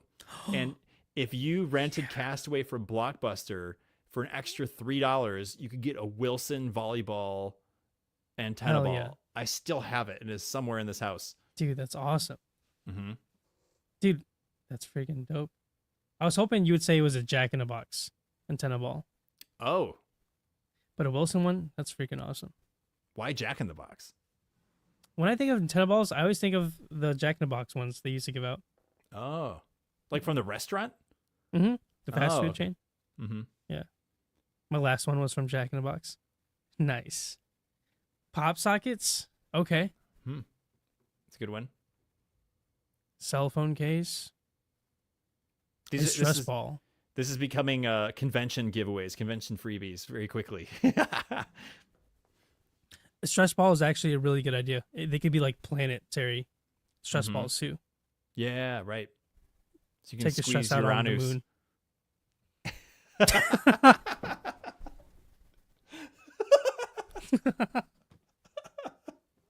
Oh, I'm sorry. I regret that. That one's gonna be the only one that's sold out. I know, right? No one even buys. No one even clicks on any of the Yeah. other ones. Right. Oh, that's so funny. Everyone wants Uranus. Yep. Cool. Well, yeah, these are some great ideas. Feel free to keep dropping them in the chat as we continue here. But this is Yeah, cool. you guys are awesome. That's very helpful. We'll refer to all of these in retrospect as we work on merch, and don't expect anything like immediately, but we're working on it, and we know it'd be fun to maybe do some like some giveaways, when we get some stuff made, and so it just means stick around and maybe you'll get something. Yeah. Seriously, thank you guys so much for getting Mhm. the juices flowing. Within the next 5 years, for sure. Right. So. Well, and like also, if you guys have ideas in the middle of the week, just leave them in a comment on one of these episodes. This episode or a future episode. Just be like, "Hey, merch idea, Tan standing on the moon" or something like that. Just like drop it in the comments and we'll see it. Mm-hmm. Oh man. I love Cool. Tan, what's next for the show? What's next? I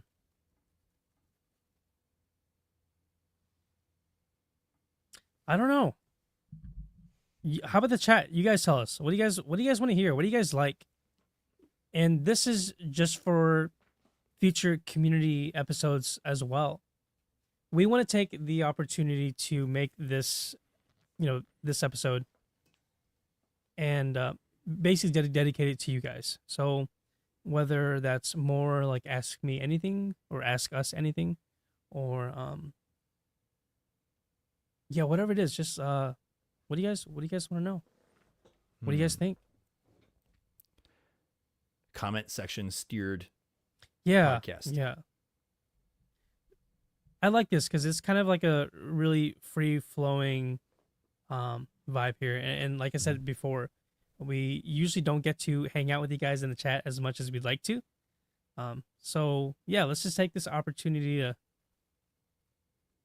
toss some ideas around. 10 sticking a flag in the moon wearing chapsticker. Oh my god. Oh man. As the episode goes on, whatever rating the podcast has is going to quickly become explicit. Yeah. It's so far out of my control at this point.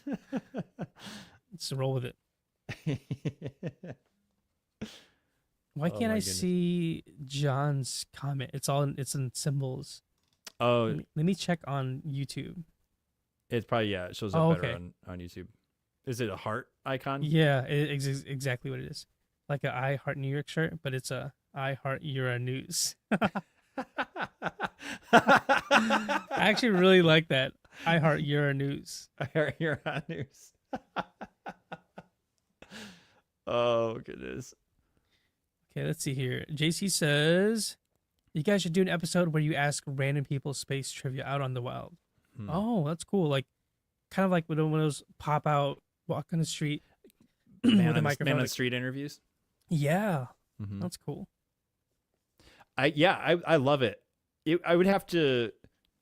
You have to give me like an injection of adrenaline or something, because I become an introvert very quickly in those scenarios. I know I get a little zany here on the show, but that's because I'm in my own house. But sometimes I become very timid really quickly. I'm like, excuse me, okay, but no, it's fine, No, no.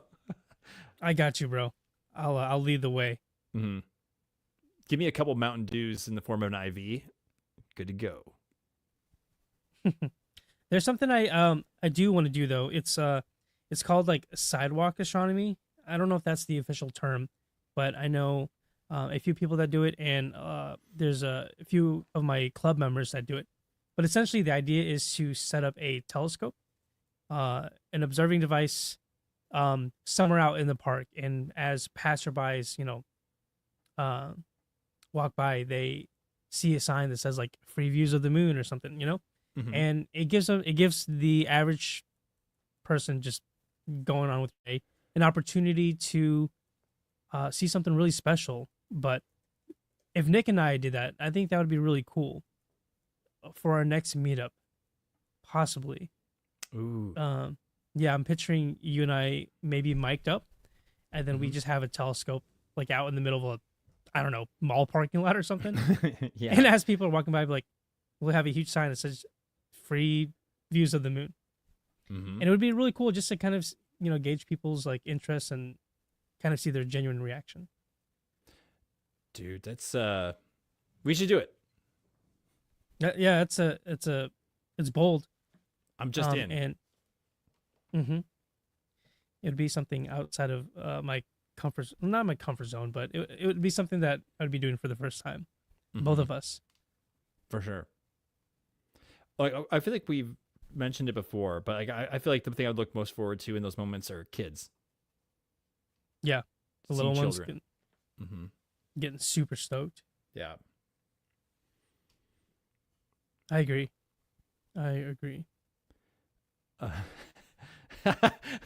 Prank. Oh no! Here, this keeps like slipping in. Prank him with a pick of tan and chaps at the at the end of the telescope. Tell me, what do you see? Oh, that's so funny. Oh my gosh. Set up in front of Victoria's Secret. Oh no. Moon. It's technically showing the moon. Yeah, right. Yeah, not Good wrong. point. You're not wrong. Mm-hmm.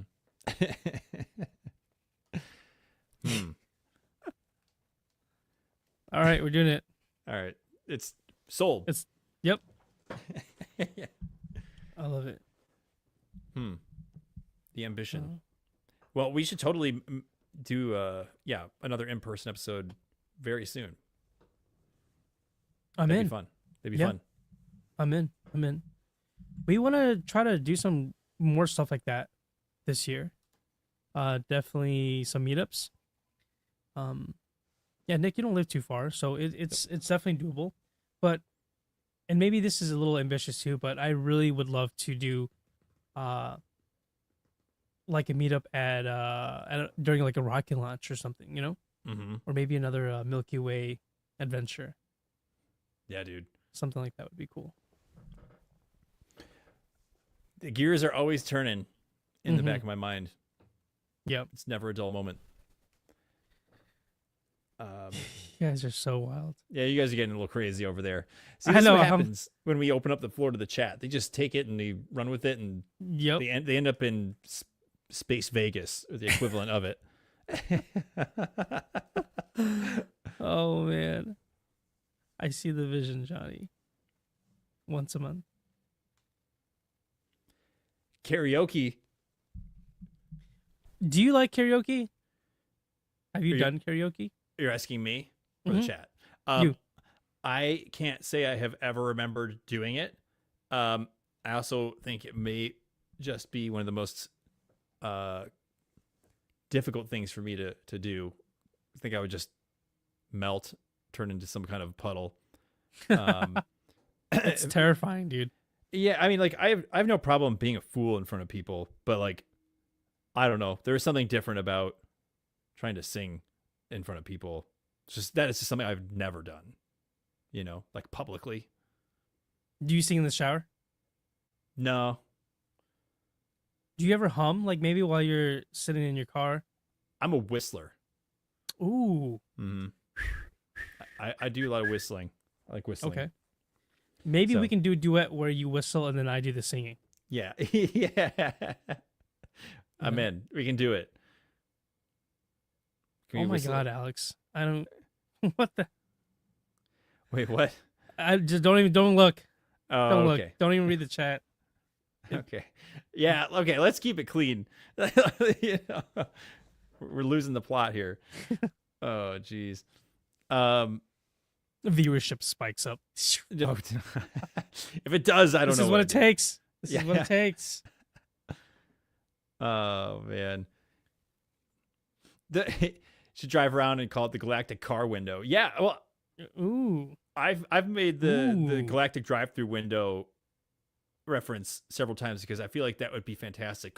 We should go to McDonald's and like Taco Bell and ask the people space questions in the window. Be like, hey, thanks for the Baja Blast.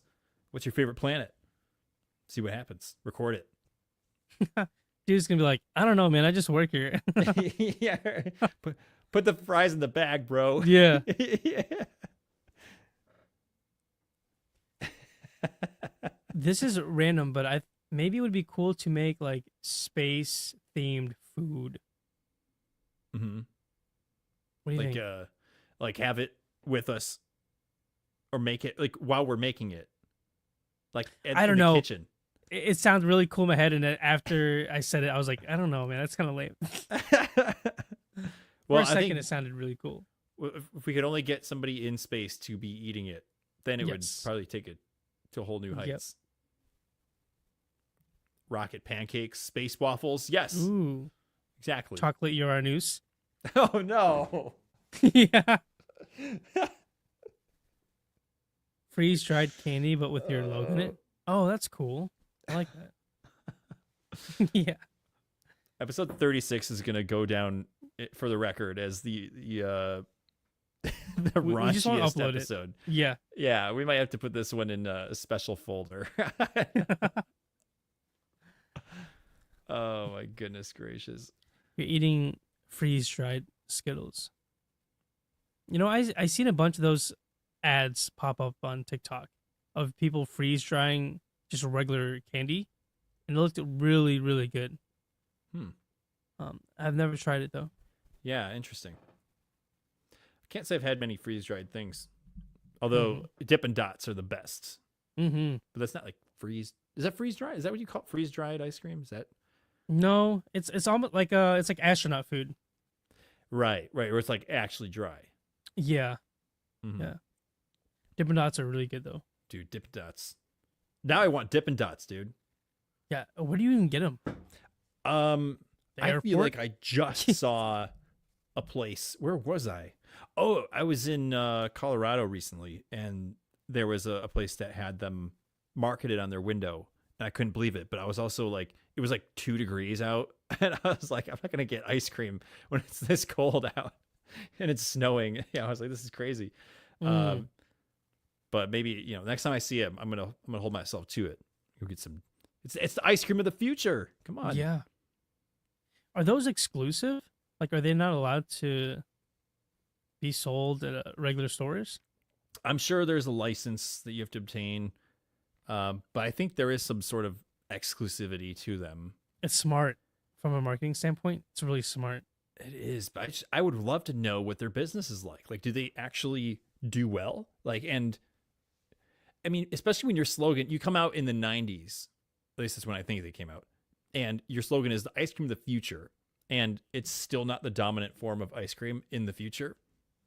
I don't. Is it working? I would say so, because when I think of Dippin' Dots, I think of like theme parks or the airport.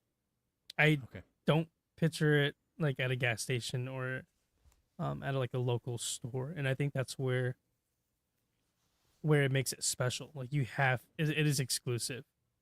Mm-hmm. I can be wrong here. Let me know in the chat. They got like vending machines with Dippin' Dots, right? Yeah. Mm-hmm. Yeah. Damn. Now I really want some. I know. Gosh, what's your favorite Dippin' Dots flavor? Chat, let us know too. I don't know. Just whatever. I can only think of like there's like the banana one, and then just like the regular like red and blue or pink and blue, white, cotton candy colored like regular. I always loved the chocolate and mint ones, like the brown and green ones. Those are my favorite. Man, now I want some. If you guys don't even know what Dippin' Dots are, it's like these little liquid nitrogen frozen balls of ice cream. They're really tiny, and you just eat them by the spoonful. You get like 400 of them in one spoonful. Yeah, they're really messy. There's nothing else like it. They're very cold. You have never heard of Dippin' Dots? Oh man, Neapolitan. Yeah, I think that's what it is. Chocolate, vanilla, strawberry. Tanzanite said, I just think of candy dots, the hard candy you rip off the paper. Oh, dude, I used to eat those as a kid, and I can't think of something more disgusting than. Candy dots. I forgot about these. It's like, what is wrong with gross. child Nick? That explains a lot. What happened to me? While we're on that subject, I want to know from you guys. What would you say is the worst candy? Your least favorite? Ooh, least favorite candy. Yeah, something that is. Go ahead. Go for it. Just something that is like not just bad, but like the worst.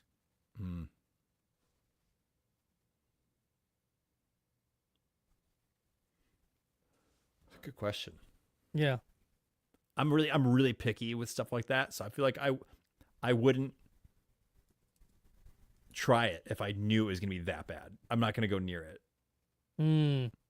Ooh, circus peanuts. Yeah, those are pretty bad. Why? What about Why do I feel licorice? like I've heard that before? Like that's like just really bad. Candy cigarettes. Oh gosh. Those aren't. Those are okay. Swedish fish. That's up there for sure. Warheads. Butterscotch, Red Hots. You don't like Warheads? Man. Black licorice. That seems like a common one. Yeah, licorice. Butterscotch. Oh, you know those like freaking jelly beans that taste like vomit and stuff? Yeah. Like they have like they started by making the Birdie Bots every flavor beans from Harry Potter.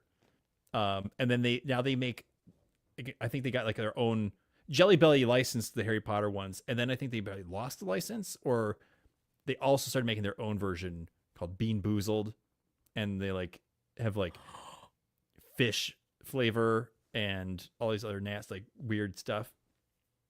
That's what we need to do.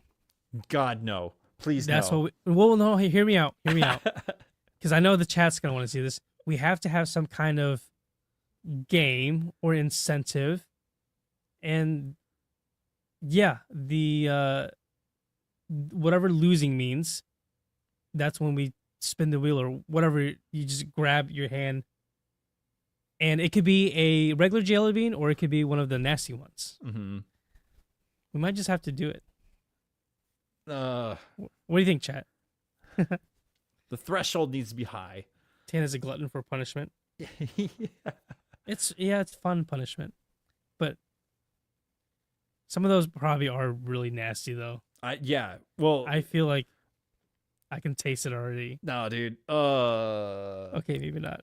I've got. I mean, ugh. Yeah. Like imagine like a vomit tasting one. Uh huh. Hey, what are those called? Bean boozled. Bean boozled. Mm-hmm. I want to see what the flavors are.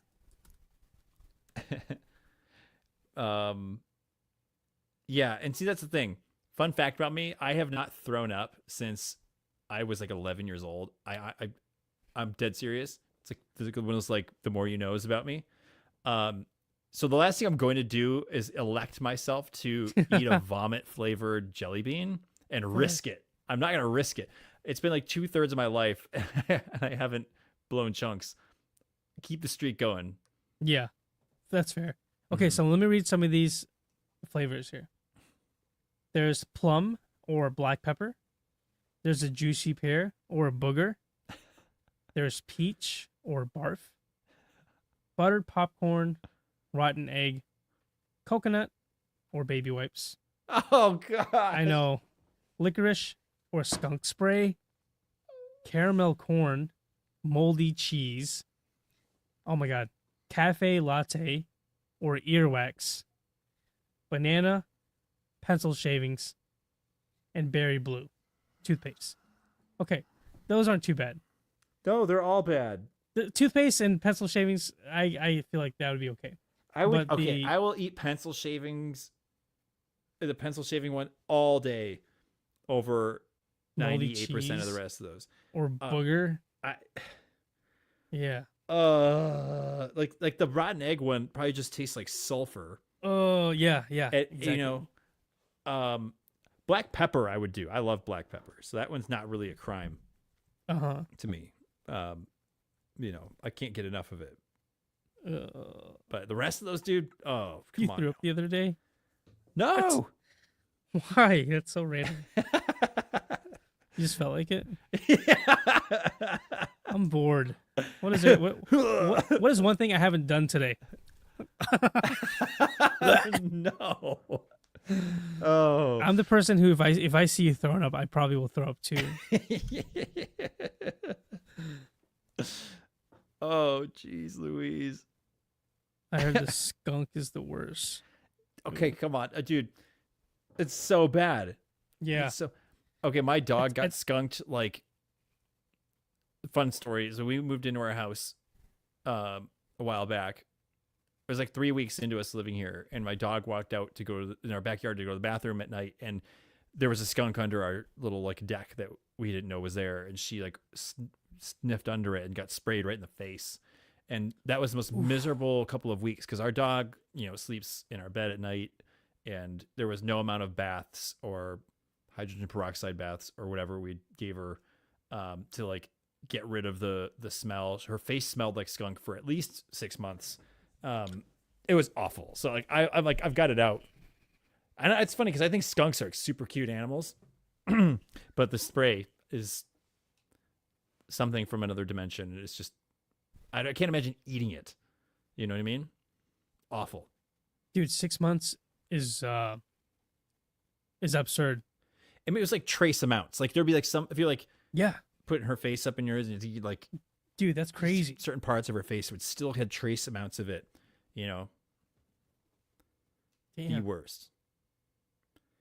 Bring Nova on camera. I don't know where she is. She's probably sleeping. I'll bring her in a future episode. She's probably sleeping somewhere.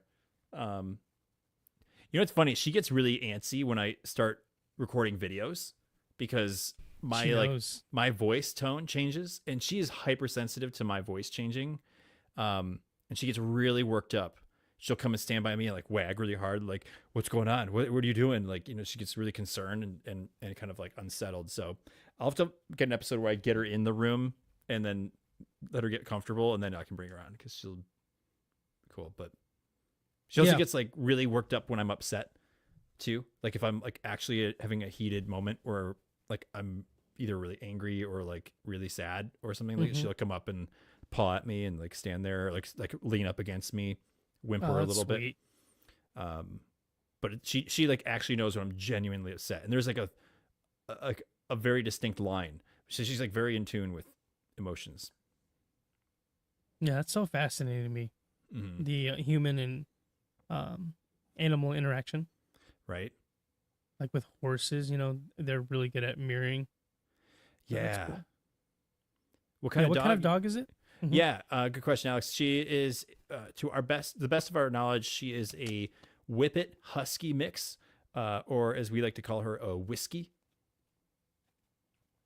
But she's like a little 35-pound like Whippet looking dog, with husky coloring. She got the white face and the black head, like like a little stripe on her nose, white belly, hints of brown here and there. She kind of looks like a husky, but like more sleek and a little smaller.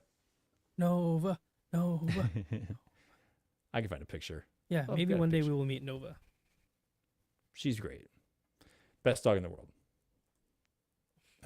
Let's see here. I'll find a good shot. We're a bunch of goons. My cats are always licking their butts in my face. They don't care. Yeah, typical cat thing. Accurate. Hmm. That's just an animal thing. Yeah. They don't give a That's the thing, is they do. They know. Oh man, I've got like 7 gazillion pictures of Nova, and I'm trying to find a good. Oh, here we go. This is a good one.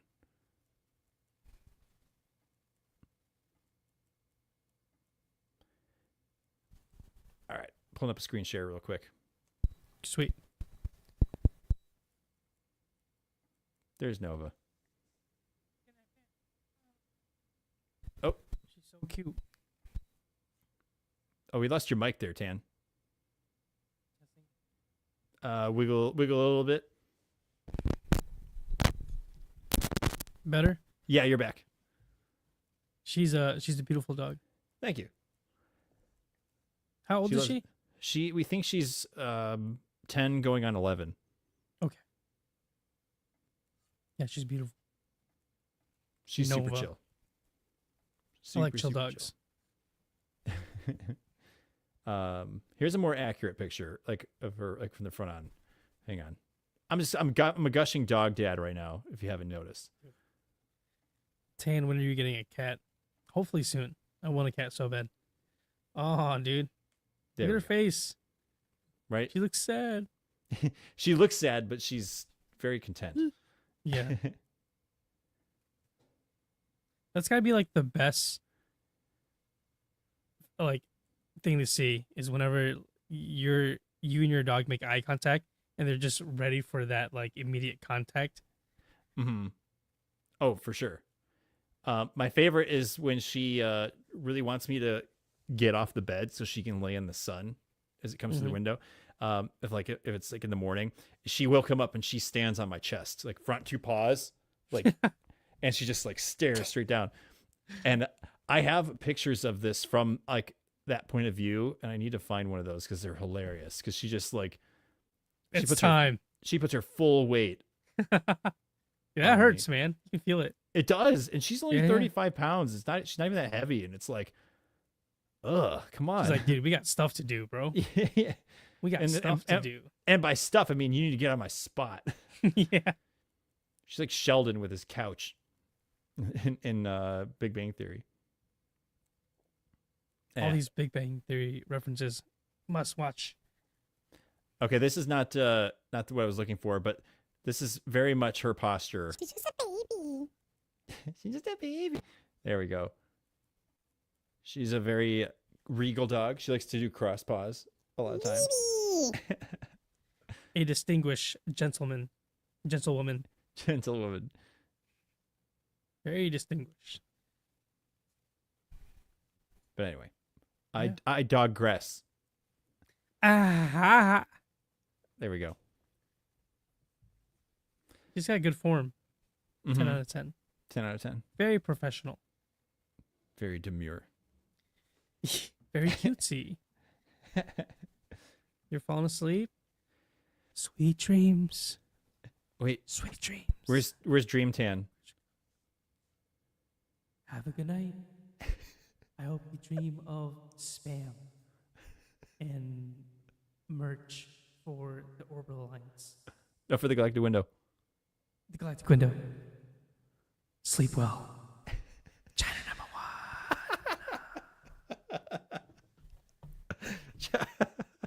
No.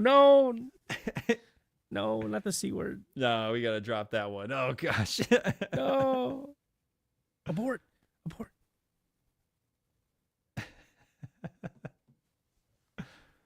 Have a good night. Thank you. Yeah. for Good hanging night. Good night. Good night, Angie. out. Night night. Night night. Oh my gosh. There's a new C word. Yep. Dude, I gotta figure out what's up with my setup. Yeah, we gotta get that sorted, dude. Yeah, this is the first time it's happened. Mm-hmm. That's okay. It's the woes of new tech, right? Just gotta sort it out. Maybe it's just too much light. Ooh. Mysterious. Oh yeah. Mm-hmm. I kind of like this. Here, hang on. Let me join the club. Yeah. After Dark episode. Yeah, 18 and up only. this is what happens. You have Oh, no that's front cool. light. Yeah, I kind of like that. Mm-hmm. My name is Han, and what I'm about to share with you is extremely difficult. It all started last year when I joined the Galactic Window Space podcast. I'm sorry, I can't do this. Yeah, it's those creepy interviews where it's like you want to Mhm. hide your identity and warp your voice. Yeah. I always felt like they never did a good job of masking the people. Like they No. blurred. They barely like blur out the face. Mhm. Like, It's dude, more, I know who that is. it's more of an invitation than anything to come figure out who the person is than it is Yeah. actually trying to obscure it. If you were to Yeah. obscure them, don't show them. You know what I mean? Mm-hmm. It's like, you know, Exactly. like, and at this point, there's no excuse because you can like AI augment any voice and make it. You can have somebody speak and then change it to something different, but have it Mhm. still say the same thing. Yeah. Exactly. hmm Exactly. Some straight up nonsense. I wonder if I can just turn it and just dim it. Like just set the mood a little bit. Knocking over my Tiny. mic. Oh, I think I broke it. Okay.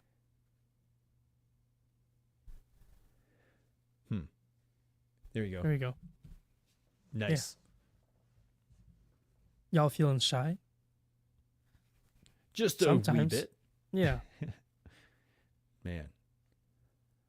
Well, dude, what are you thinking? Any last things you want to talk about? Go over questions you want to ask the community?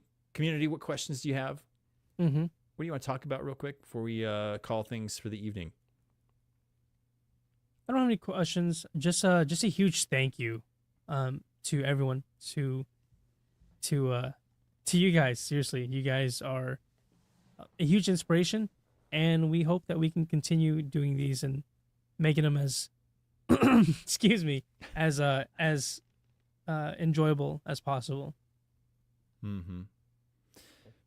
Excuse me. Yeah, I think there's always like I don't know. There's always a moment for me in these episodes where I feel like I hit like a little bit of like a soft spot, you know, if that makes sense.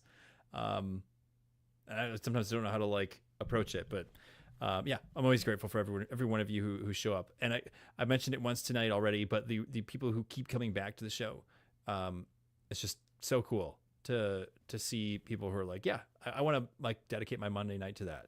I think we had a comment on a video this week that was just like, I can't wait for the next episode, you know, or like I'm looking forward. Is it time yet? You know, I'm like that's just like, come on, Care now. about Like, us? right?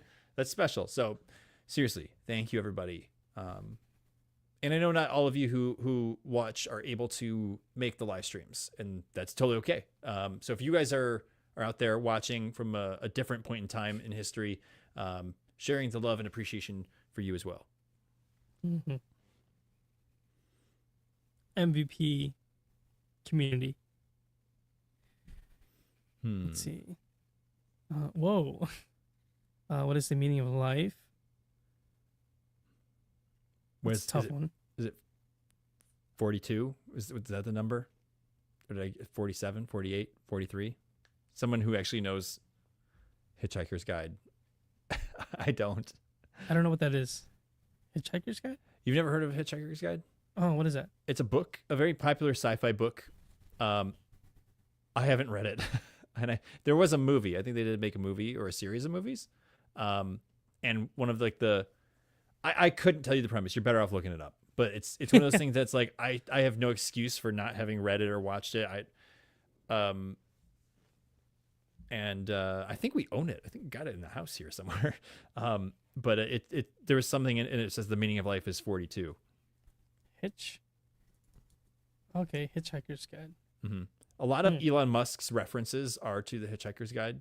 So like in his like spacey stuff. Isn't it like just read the instructions, the drone ship? Isn't that like a reference to Hitchhiker's Guide? I could be wrong. Yeah, that caught me off guard because I was like, what do you mean 42? That's a very interesting answer to that. Yeah, I don't understand the reference. So Okay. maybe that's our homework for next week is read or watch Hitchhiker's Guide to the Galaxy. 42. Hitchhiker's Guide to the Universe.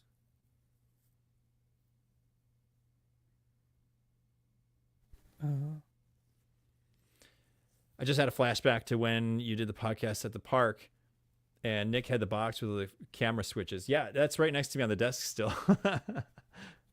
That was a fun night, man. Mm-hmm. That was a fun night. Got my video switcher. Well, when things change or the next time we do it in person, we'll be using that again because we'll have multi-cameras with multiple angles, and that is a required piece of equipment for sure. Mm-hmm. Alan Rickman plays a depressed robot. Depressed robot. I love Alan Rickman. That's sad. I can't help but feel sad about something that doesn't isn't considered a being, but the fact that it could act or show signs or show signs of what depressed would look like still makes me sad. Mm-hmm. Yeah. Like you have to program emotion, Yeah. Interesting. Do you think our emotions are programmed? Kind of. In some ways, yeah. Yeah. Yeah, I think like how you were brought up, your personal experiences, trauma. Mm-hmm. I think all of those kind of I think they kind of affect how you feel certain things. Mm-hmm. If that kind of makes sense. Do you think that's separate from emotions that we have inherently as humans, like primitive programming? That's a good question.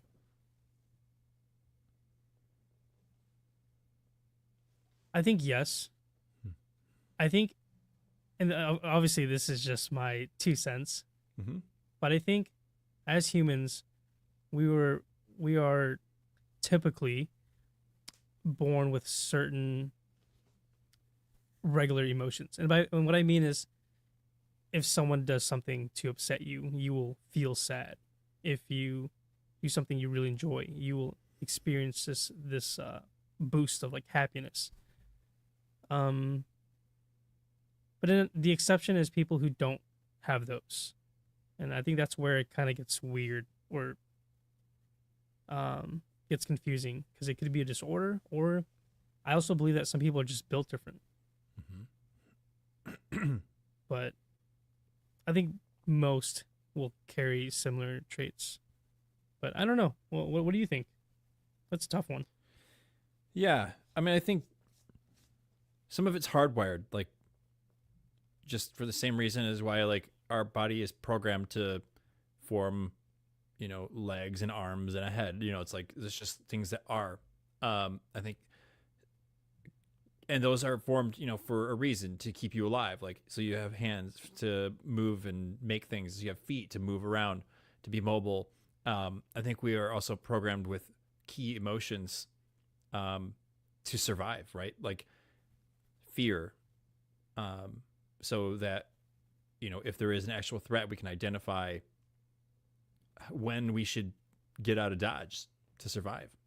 Or sadness, where it's like, hey, this thing is actually a threat in a different way, so I need to be sad to emote this so that I can move on to something different or move away from this. Or joy, where it's like, hey, I know that this thing is good for me. It's bringing me joy. I'm going to draw myself nearer to it, and those things all contribute to elongated life. So I wonder, and then I think those get fine tuned by like what you were saying, like there's upbringings, experiences, even, by our parents or environments we get raised in. And then later at a tertiary level, by the media we consume or the events of our life, maybe later, like when we're teen years or something like that, where you just start to accumulate repeat events that inform certain emotions, where you start to realize, oh yeah, like if I ever hang around with a person like this, I know I'm going to be sad. Or if I ever go to a place like this, I know I'm going to feel happy. You start to like employ those emotions. So, yeah, I definitely think there's different levels of programming, some that are primitive, others that are experiential. But if I were to relate it to a robot, I think you'd have to train it. And I think this not quite like, hey, I built a robot here, let's just type a line of code and tell it, hey, if someone calls you a name, be sad. I think it's a learned thing. And for a robot to truly express emotion, it would have to experience millions upon millions of sad scenarios and the same equivalent number of sad reactions. And then it would then interpret what would constitute being sad, or the inverse, being happy. So programmed, maybe. Learned, yes. Here's a tinfoil thought. Mm-hmm. We're all programmed. We are doing exactly that. We're this experience that we're having. It is a collective consciousness. So everything that I experience in my life, whenever I pass to the other side, whatever happens, I am simply a part of a cloud. And the next person that is born now has access to that and now can also tap into that. And yeah, maybe we are all just machines at the end of the day. We're just sponges for experiences. Right. You'd have to program free will. Dude, free will is a extremely complicated thing when you really try to like talk about it. Your DNA is a code. I mean, yeah, that's a fact. What is consciousness? Just because you program a robot, does that disqualify its intelligence and possible emotions? Yeah, I think that's when it gets tricky, because it also depends on your... I think it comes down to if you believe, like what you believe in as far as like religion. If you believe in God, if you believe in some kind of like higher being, or if you just believe that like, we are here just because. I think all of those will kind of give you different answers, but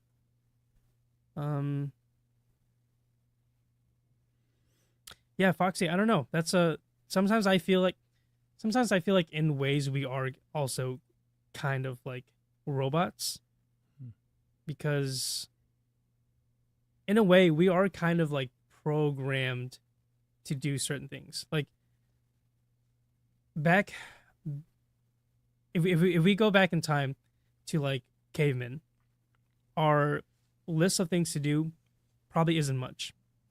Shelter, protect, and survive. Right, find food for yourself and your family, and then survive.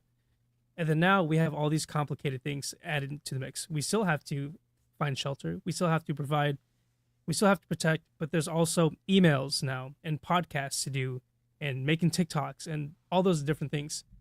So like not much has really changed over the years except for there's just a insane amount of different things added to the mix. But at the end of the day, we're still programmed to just do this one thing is survive and protect and like that's it. Staying alive, doing the best we can. Okay. Richard Jones going, Elon just implanted the 6th chip in a brain, many more planned. Yeah, for the That's insane. No way. Yeah, Neuralink? The Neuralink implants. I haven't followed much closely since maybe the second one, so I need to look up what's been happening with that. But I know the goal with those chips is to help, revitalize lives of people who have paralysis, they're quadriplegics, or potentially restoring use of limbs in paralysis, or I think they said even like regaining vision to certain people who've lost vision. Crazy. But I'm not going to lie. This is a total side tangent. When I first read that comment on the side, I thought it said Elton, not Elon. And I was like, wait, Elton John has been planting chips in people's brains? And I was like, hang on now, back up. Oh, man. Wow. That's huge. That's funny, John. The simulation is off right now. Yeah, if we go that route saying that everything's a simulation or we are programmed, then you would have to say that there's some kind of like designer, right? Mm-hmm. There has to be someone who programmed us, and right, and who is that? And where did they or it come from? Right. It's this infinite. Okay, well, if we program robots, who programmed us, and then who programmed them, and then who programmed them? Like, there's like where's the origin, right? I don't know. Yeah, that's a tough one. It's a tough one. I'd like to know the answer. I don't know if I would want to know the answer. Really? Well, it's okay because I feel like the answer, for one, I don't think we'll even ever get there because I don't think the answer is even a possibility. Meaning, like our simple brains aren't able to comprehend what the answer would look like or whatever that is. Mm-hmm.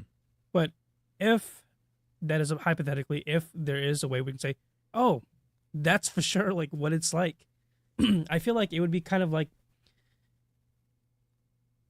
revealing a magic trick. Once something that was really beautiful and amazing is now just like, oh, that's how you did it. Yeah. I feel like it would just lose its luster, I guess. Mm-hmm. And for that, but on a much bigger scale, like the meaning of life. Right. So maybe it's meant to be a secret. You don't want to know how the spam gets made? I do not, but I know it tastes pretty damn good. Yep. That's fair. Yeah. Mm-hmm. Red pill or blue pill? I don't know, man. Purple pill. Yeah. That's a tough one. Elton needs a chip. He's going blind. Yep. Oh, goodness. Playing Sims? Exactly, man. Exactly. Gosh, dude. I played too much of The Sims when I was a kid. Like the first one. Same. There's a whole playlists of the music from the game on YouTube. So if you're ever bored and looking for background music, that's like a full nostalgic punch. Ooh. Look for The Sims. When you're in buy mode? Yeah, yeah. That chipper like 1950s this is Timmy. Timmy is making lunch to go to school. Do, do, do, do, do, do, do, do, do, do, do, do. You know. Good job, Timmy. If my sim acknowledged me, I would literally go off the grid. Yeah, it would be That'd be terrifying. I think that's what Roxy says. Dude, the freakiest part of those games is when the robbers would show up. They put this creepy Mm, music. Yeah. They like walk down the street and they like break in. Yeah, as a Ugh. kid, dude, yeah, that terrified me. It's so scary. I think I Yeah. ran to my cousin, was like, "Yeah, help, do something." Well, yeah, it feels Like, like what do some kind of like, Feels like you're actually being robbed. yeah. Well, then it like puts all these visions in your head about every time you go to bed, it's probably somebody walking down the street with a black and Mhm. white shirt and a mask. You know, like break into your house. Yeah.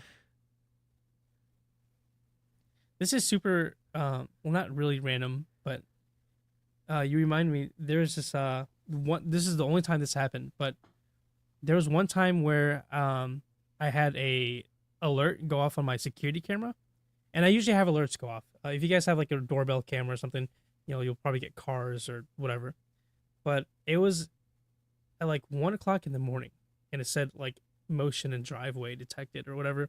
Mhm. And usually this is just a car, you know, maybe like a DoorDash. But I'm like, whatever, let me check it out. And the first thing I see when I open up the playback is a dude standing in my driveway looking into my car. No, no. And I was like, wait a second. But at the time, it wasn't like I didn't catch the alert right at the time. It was about 25 to 30 minutes after. So I see this alert and I'm laying in bed. I'm like, wait a second.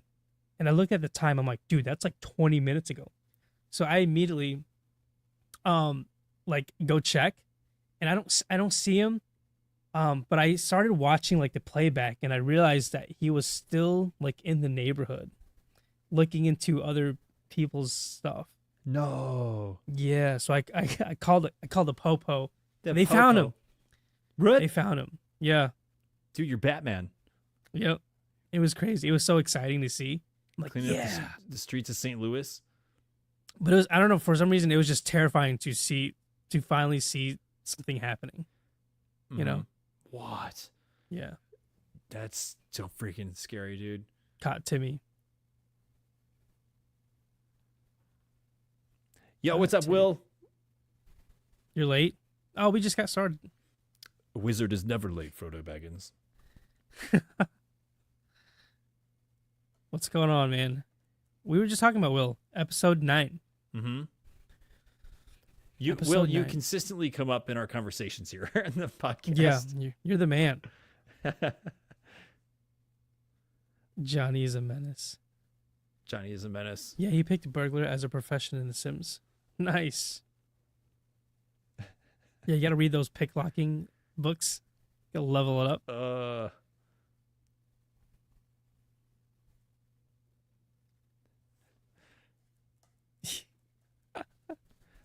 Really quick, I want to do a quick shout out to those of you guys who are members on the channel, because you guys are very special to us. So I'm just gonna read off the names of everybody who is member as a thank you.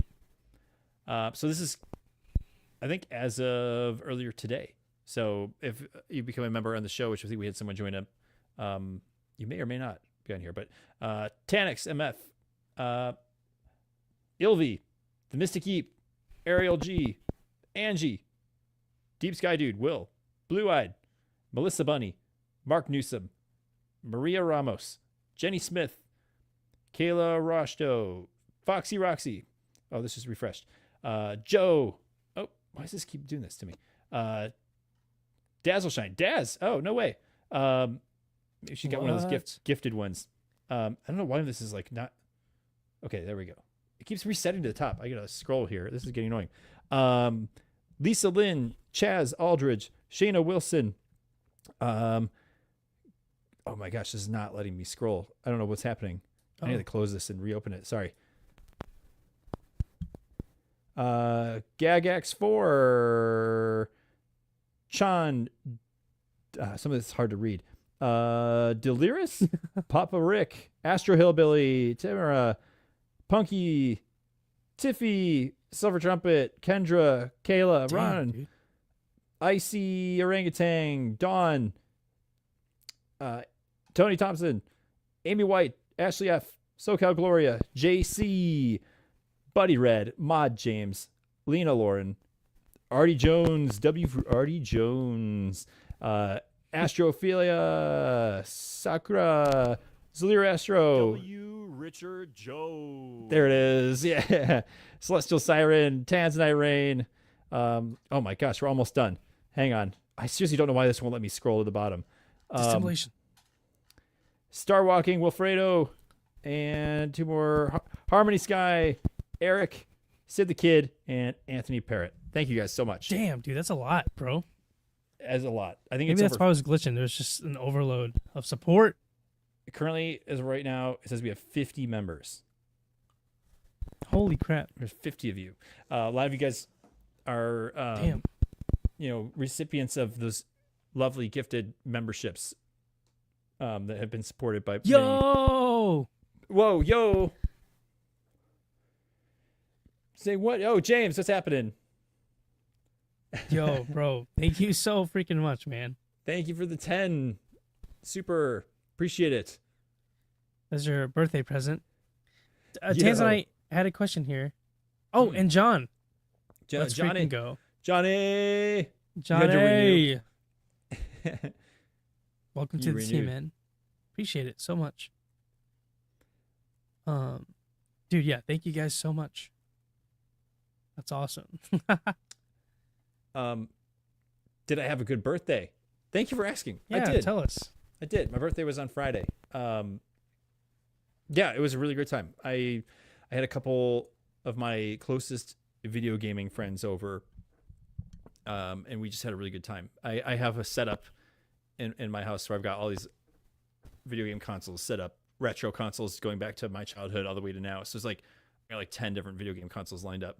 And I busted out all like the stacks of video games I've got, and I was like, this is a free for all. Let's just like play the games that we loved growing up. Big multiplayer games. Let's just play it. So we played some Kung Fu Chaos on the original Xbox. Gosh, what else did we play? Super Smash Brothers on the Nintendo 64. Did you Dabbled in get lit? I did. I won, dude. Yeah, Yeah? I did. Okay. I was very rusty, but I did win. Nice. But we did plug in one of those Super NES classics because my friend brought that, so it's got those preloaded games on it. So we played some Mario Kart and F-Zero, good stuff like that. And we played some Tetris, the new Tetris on Nintendo 64, which was great. Had to cap off the night with the classics. So did have good friends over. We had some deep dish pizza because we live in Chicagoland, so you gotta have deep dish pizza. Mm-hmm. Obligatory. Mm-hmm. It was a really good time. Nice, man. I like keeping it like I like having fun but not getting crazy for my birthday. And it always means the most Same. when I get to be with people who are, important to me and or like just people who like give life, who bring life, So I'm W's for happy that. to hear that. Yeah. Mm-hmm. W friends. W Nick's friends. No streaking. Wait, what? Alex, you're wild tonight, man. Yeah. Oh goodness. Yeah. Nope. None of that. Mexican street corn Cheetos. That sounds good. Dude, what? That does sound good. Yeah, food. I mean, Mexican right now just sounds amazing. And then I saw Deep Sky Dude ask, have either of y'all played Star Citizen? I have not. I know about it. It seems like a really cool game. Seems like a very, very crazy game. Very in depth. I also know of it. I have not played it though, but I would Yeah. like to try it. I've seen some people play it on live streams before. It looks really cool. Mhm. Seems like a really fun game. But what place did I get in Mario Kart? Well, it was a 1v1 on the Super Nintendo version, so I got a lot of last places because that is just extremely difficult to play. And Mario Kart is always frustrating. Mm-hmm. Fun fact: Nick still has every single box for all of his gaming consoles. Not all of them. I have several of them, but I did reluctantly get rid of a few of them a few years ago, and I can't stand it that I did. But you No. can't keep everything, But I still have a couple. Yeah, I have a box problem. I've been collecting even from like my iPhones that I know I'll never need, Mm-hmm. but I keep them because of one day I might need it. Yep. Might need to sell this one day, and it just adds that extra value to have a nice box. It's the biggest lie we all tell ourselves, and we all Yes. believe it. Mm-hmm. My bigger problem, though, with video game boxes is that people will buy the box. It appreciates in value over time, guaranteed. Collectors for video games are insane, and they will pay top dollar for pristine boxes with manuals and, you know, the warranty card that comes with it. They want complete in-box setups for consoles, games, accessories like Dang. controllers. I've seen it. I've seen these videos of these people, collectors with their basements that are like floor to ceiling all the way around with boxes, and it looks beautiful. They have these awesome displays that look like Toys R Us in 1996. But yeah, that's the problem, is when you think, oh, it's just a cardboard box, throw it out. It's like that cardboard box in 20 years is going to be worth $300, you know? Mm-hmm. And I get to keep the console that came in it. And I don't know. It's hard. Mario Kart, dude. We gotta somehow play Mario Kart with the community. Oh my gosh. Wouldn't that be cool if somehow we could stream the game and then somehow have you guys like tune in Mm-hmm. and remote play? Oh yeah. Multiplayer. We could probably figure something out. Yeah. Oh, we got people like challenging each other, and I know it's getting pretty intense. Foxy Roxy versus Melissa Bunny. Oh gosh. Oh, let's freaking go! MVPs in the chat. WWW. I forgot we did that. Same. I just right when I saw that, I was like, wait a second. There's a use for this. Yeah. Holy crap! Oh my, that's insane. That is insane. That is extremely generous. Will, I want half of that. Wow, dude. Oh. Thank Thank- you. Thank you, RDJ, for the support. Thank you so much. Thank you. That's crazy. Oh my gosh. god. What's happening, Yeah. Dan? Yeah, That's seriously, everybody W's in wild. chat for Artie Jones. For Big W's. Richard Jones. Zaliro, welcome in, my friend.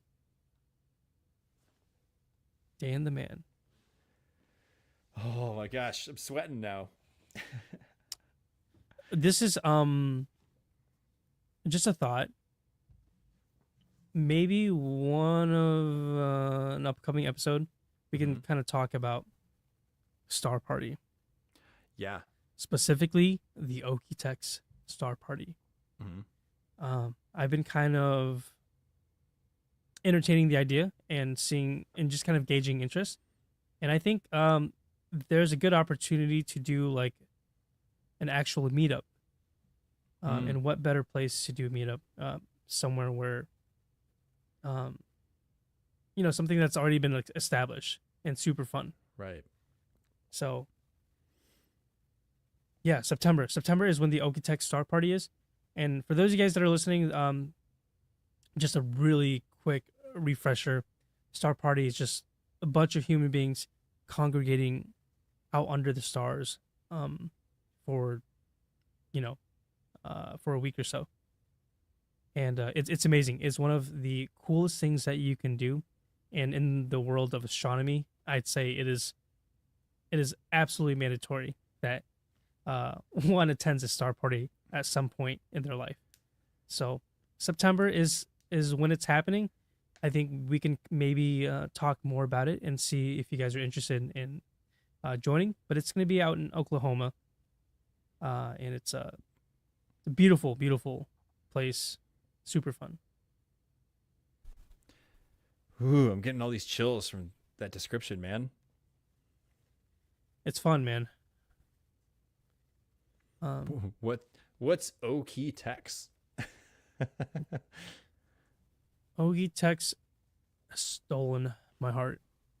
Yeah, after that Star Party, I went. Look, I've only been to 2, so it's very possible that I am kind of like in the honeymoon phase of Star Parties. but I told myself after Okitex that this is something that I will go to every year. As long as my body is able to do that, I will continue to go to specifically that one. I would love to go to more. There are a lot of them sprinkled out. But I imagine in like 60 years, you're rolling up in like a wheelchair, like Stephen Hawking, and you're like, you're gonna press the button and it's go, ah ha ha. Let's get this star party started. It's gonna roll it. can you point to your news next? Do it. You won't. Who ate my spam? I hope so, man. All jokes aside, I hope I am able to continue going to star parties at that age. Yeah. Oh, yeah. Why not? Okitex. Someone can drag you. Mm-hmm. I mean, here's the thing, though. Even if you had no vision, you couldn't even see the night sky. I'm sure even just being there and feeling it would still be powerful, even at elderly age, if you couldn't even see it. If not for the excitement of the other people around you, you could vicariously live off that and still feel the air on you and experience the feeling of night sky. Yeah. John, have a great night, man. Thank you so much. Really appreciate you popping in here. Everyone give a big shout out to Johnny for being a community guest on today's show. Mm-hmm. Thank you so much. Yeah, dude. Thanks for coming on. Thank you for the support. Good to see you, brother. This is a really good question here. What if we don't have a telescope? What do you recommend? You don't need anything. You just show up. You just show up with a camper or a tent, and you just show up and just be ready to have the time of your life. Just show up and know that you're gonna be just staring at the star. Oh, your mic got bumped, dude. No. I just told you my whole life story. You're back. You're good. Are we back? Yep. Yeah. You just show up. You don't need anything. You don't have to be. You can come at any experience level, but you just show up and that's it. Everyone else who brings stuff, they're there for people like you who don't have stuff. You just show up, kind of like a card meet, right? Everyone has got their cars out with the hoods open. Okitex or star parties in general is the same thing, but people will have their telescopes out. So you walk up to them, meet people, look through their scope, and just make some friends. It's awesome. Let the nerds do the hard work for you. You know, you just show up. Yeah, you just show up.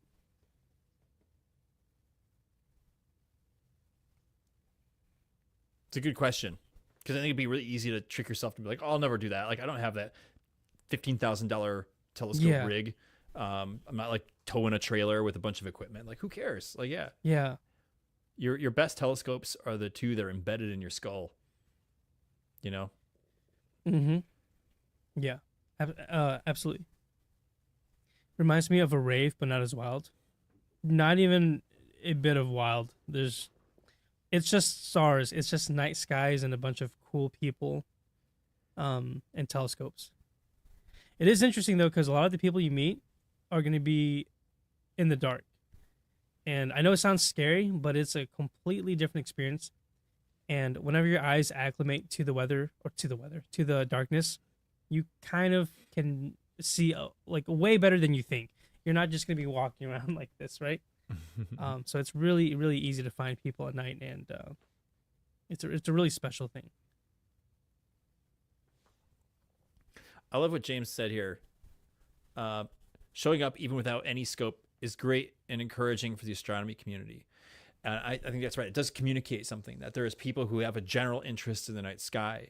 From maybe perhaps you don't have to be a hobbyist, like that there's just people who are interested, and it's an opportunity for those who are like at that next level to share and to relate and to commune with you and to help you learn, You know, it's an opportunity. You know, and I feel like hobbies are great by yourself, but they're better when they're shared. So you are giving those who do pour their lives and their monies and their paychecks into buying all this crazy stuff. You're giving them a chance to share a piece of the universe with everyday, ordinary people. And that goes for any hobby, you know, but in this case, yeah, it is encouraging. I love that. Well said. Yeah. Mm-hmm. Well said. And yeah, Deep Sky Dude, he has a huge Dobsonian telescope. It's 22 inches. Holy smokes. That's the size, that's the diameter of the mirror, the prime mirror that sits in the base of the telescope. And in layman's terms, it's just a huge cannon. And it allows you to see incredible things in the night sky, like really faint galaxies and nebulae, things that you just normally wouldn't be able to see from the backyard of your home. Right. That's insane. Yeah, so we'll have to make that a topic of discussion at some point in the near future. Mm-hmm. Man, telescopes are cool. They're just one of those cool things. Yep. Alex says, I'm still down AF. Nice, man. Nice.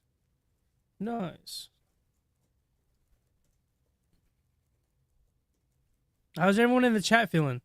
There's 19 of y'all still hanging out with us. How's everyone feeling? I am slowly going blind, specifically night blind, so I try to enjoy everything I can see and experience while I can. Okay. Melissa, I'm sorry to hear that. I would say this. You got to go to Okitex. If it's not this year, maybe the following. But I think being somewhere really dark might give you a different experience as well.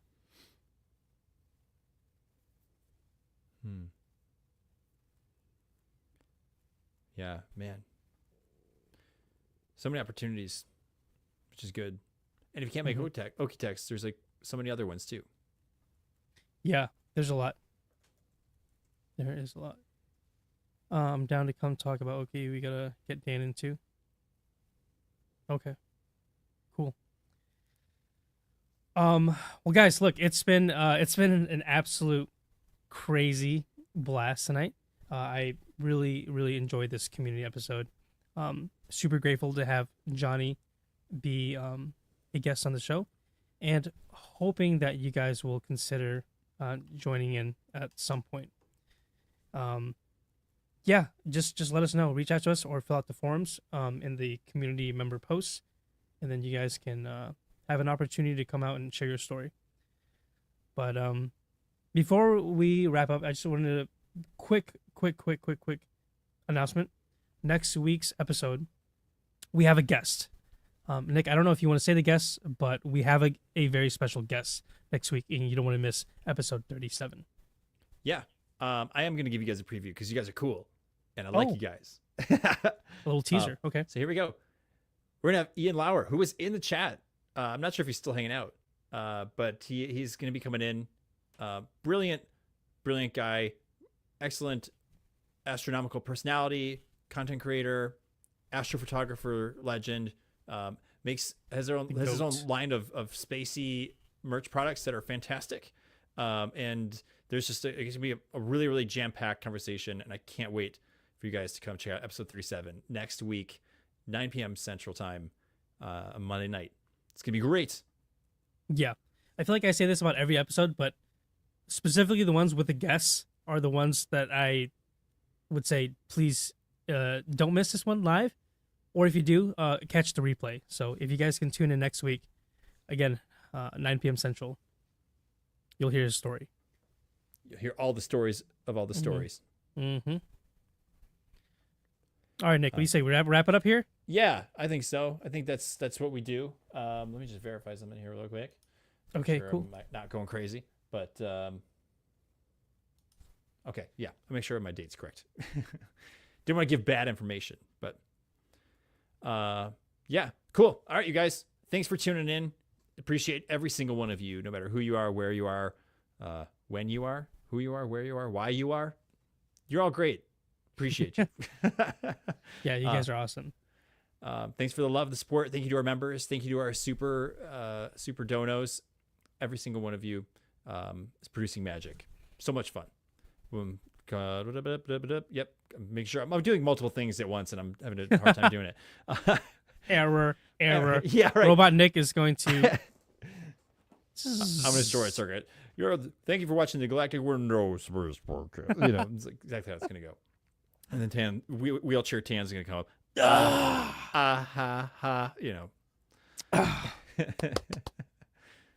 All right, y'all. Thank you so much for being here. And you know the drill. We will see you all on the other side.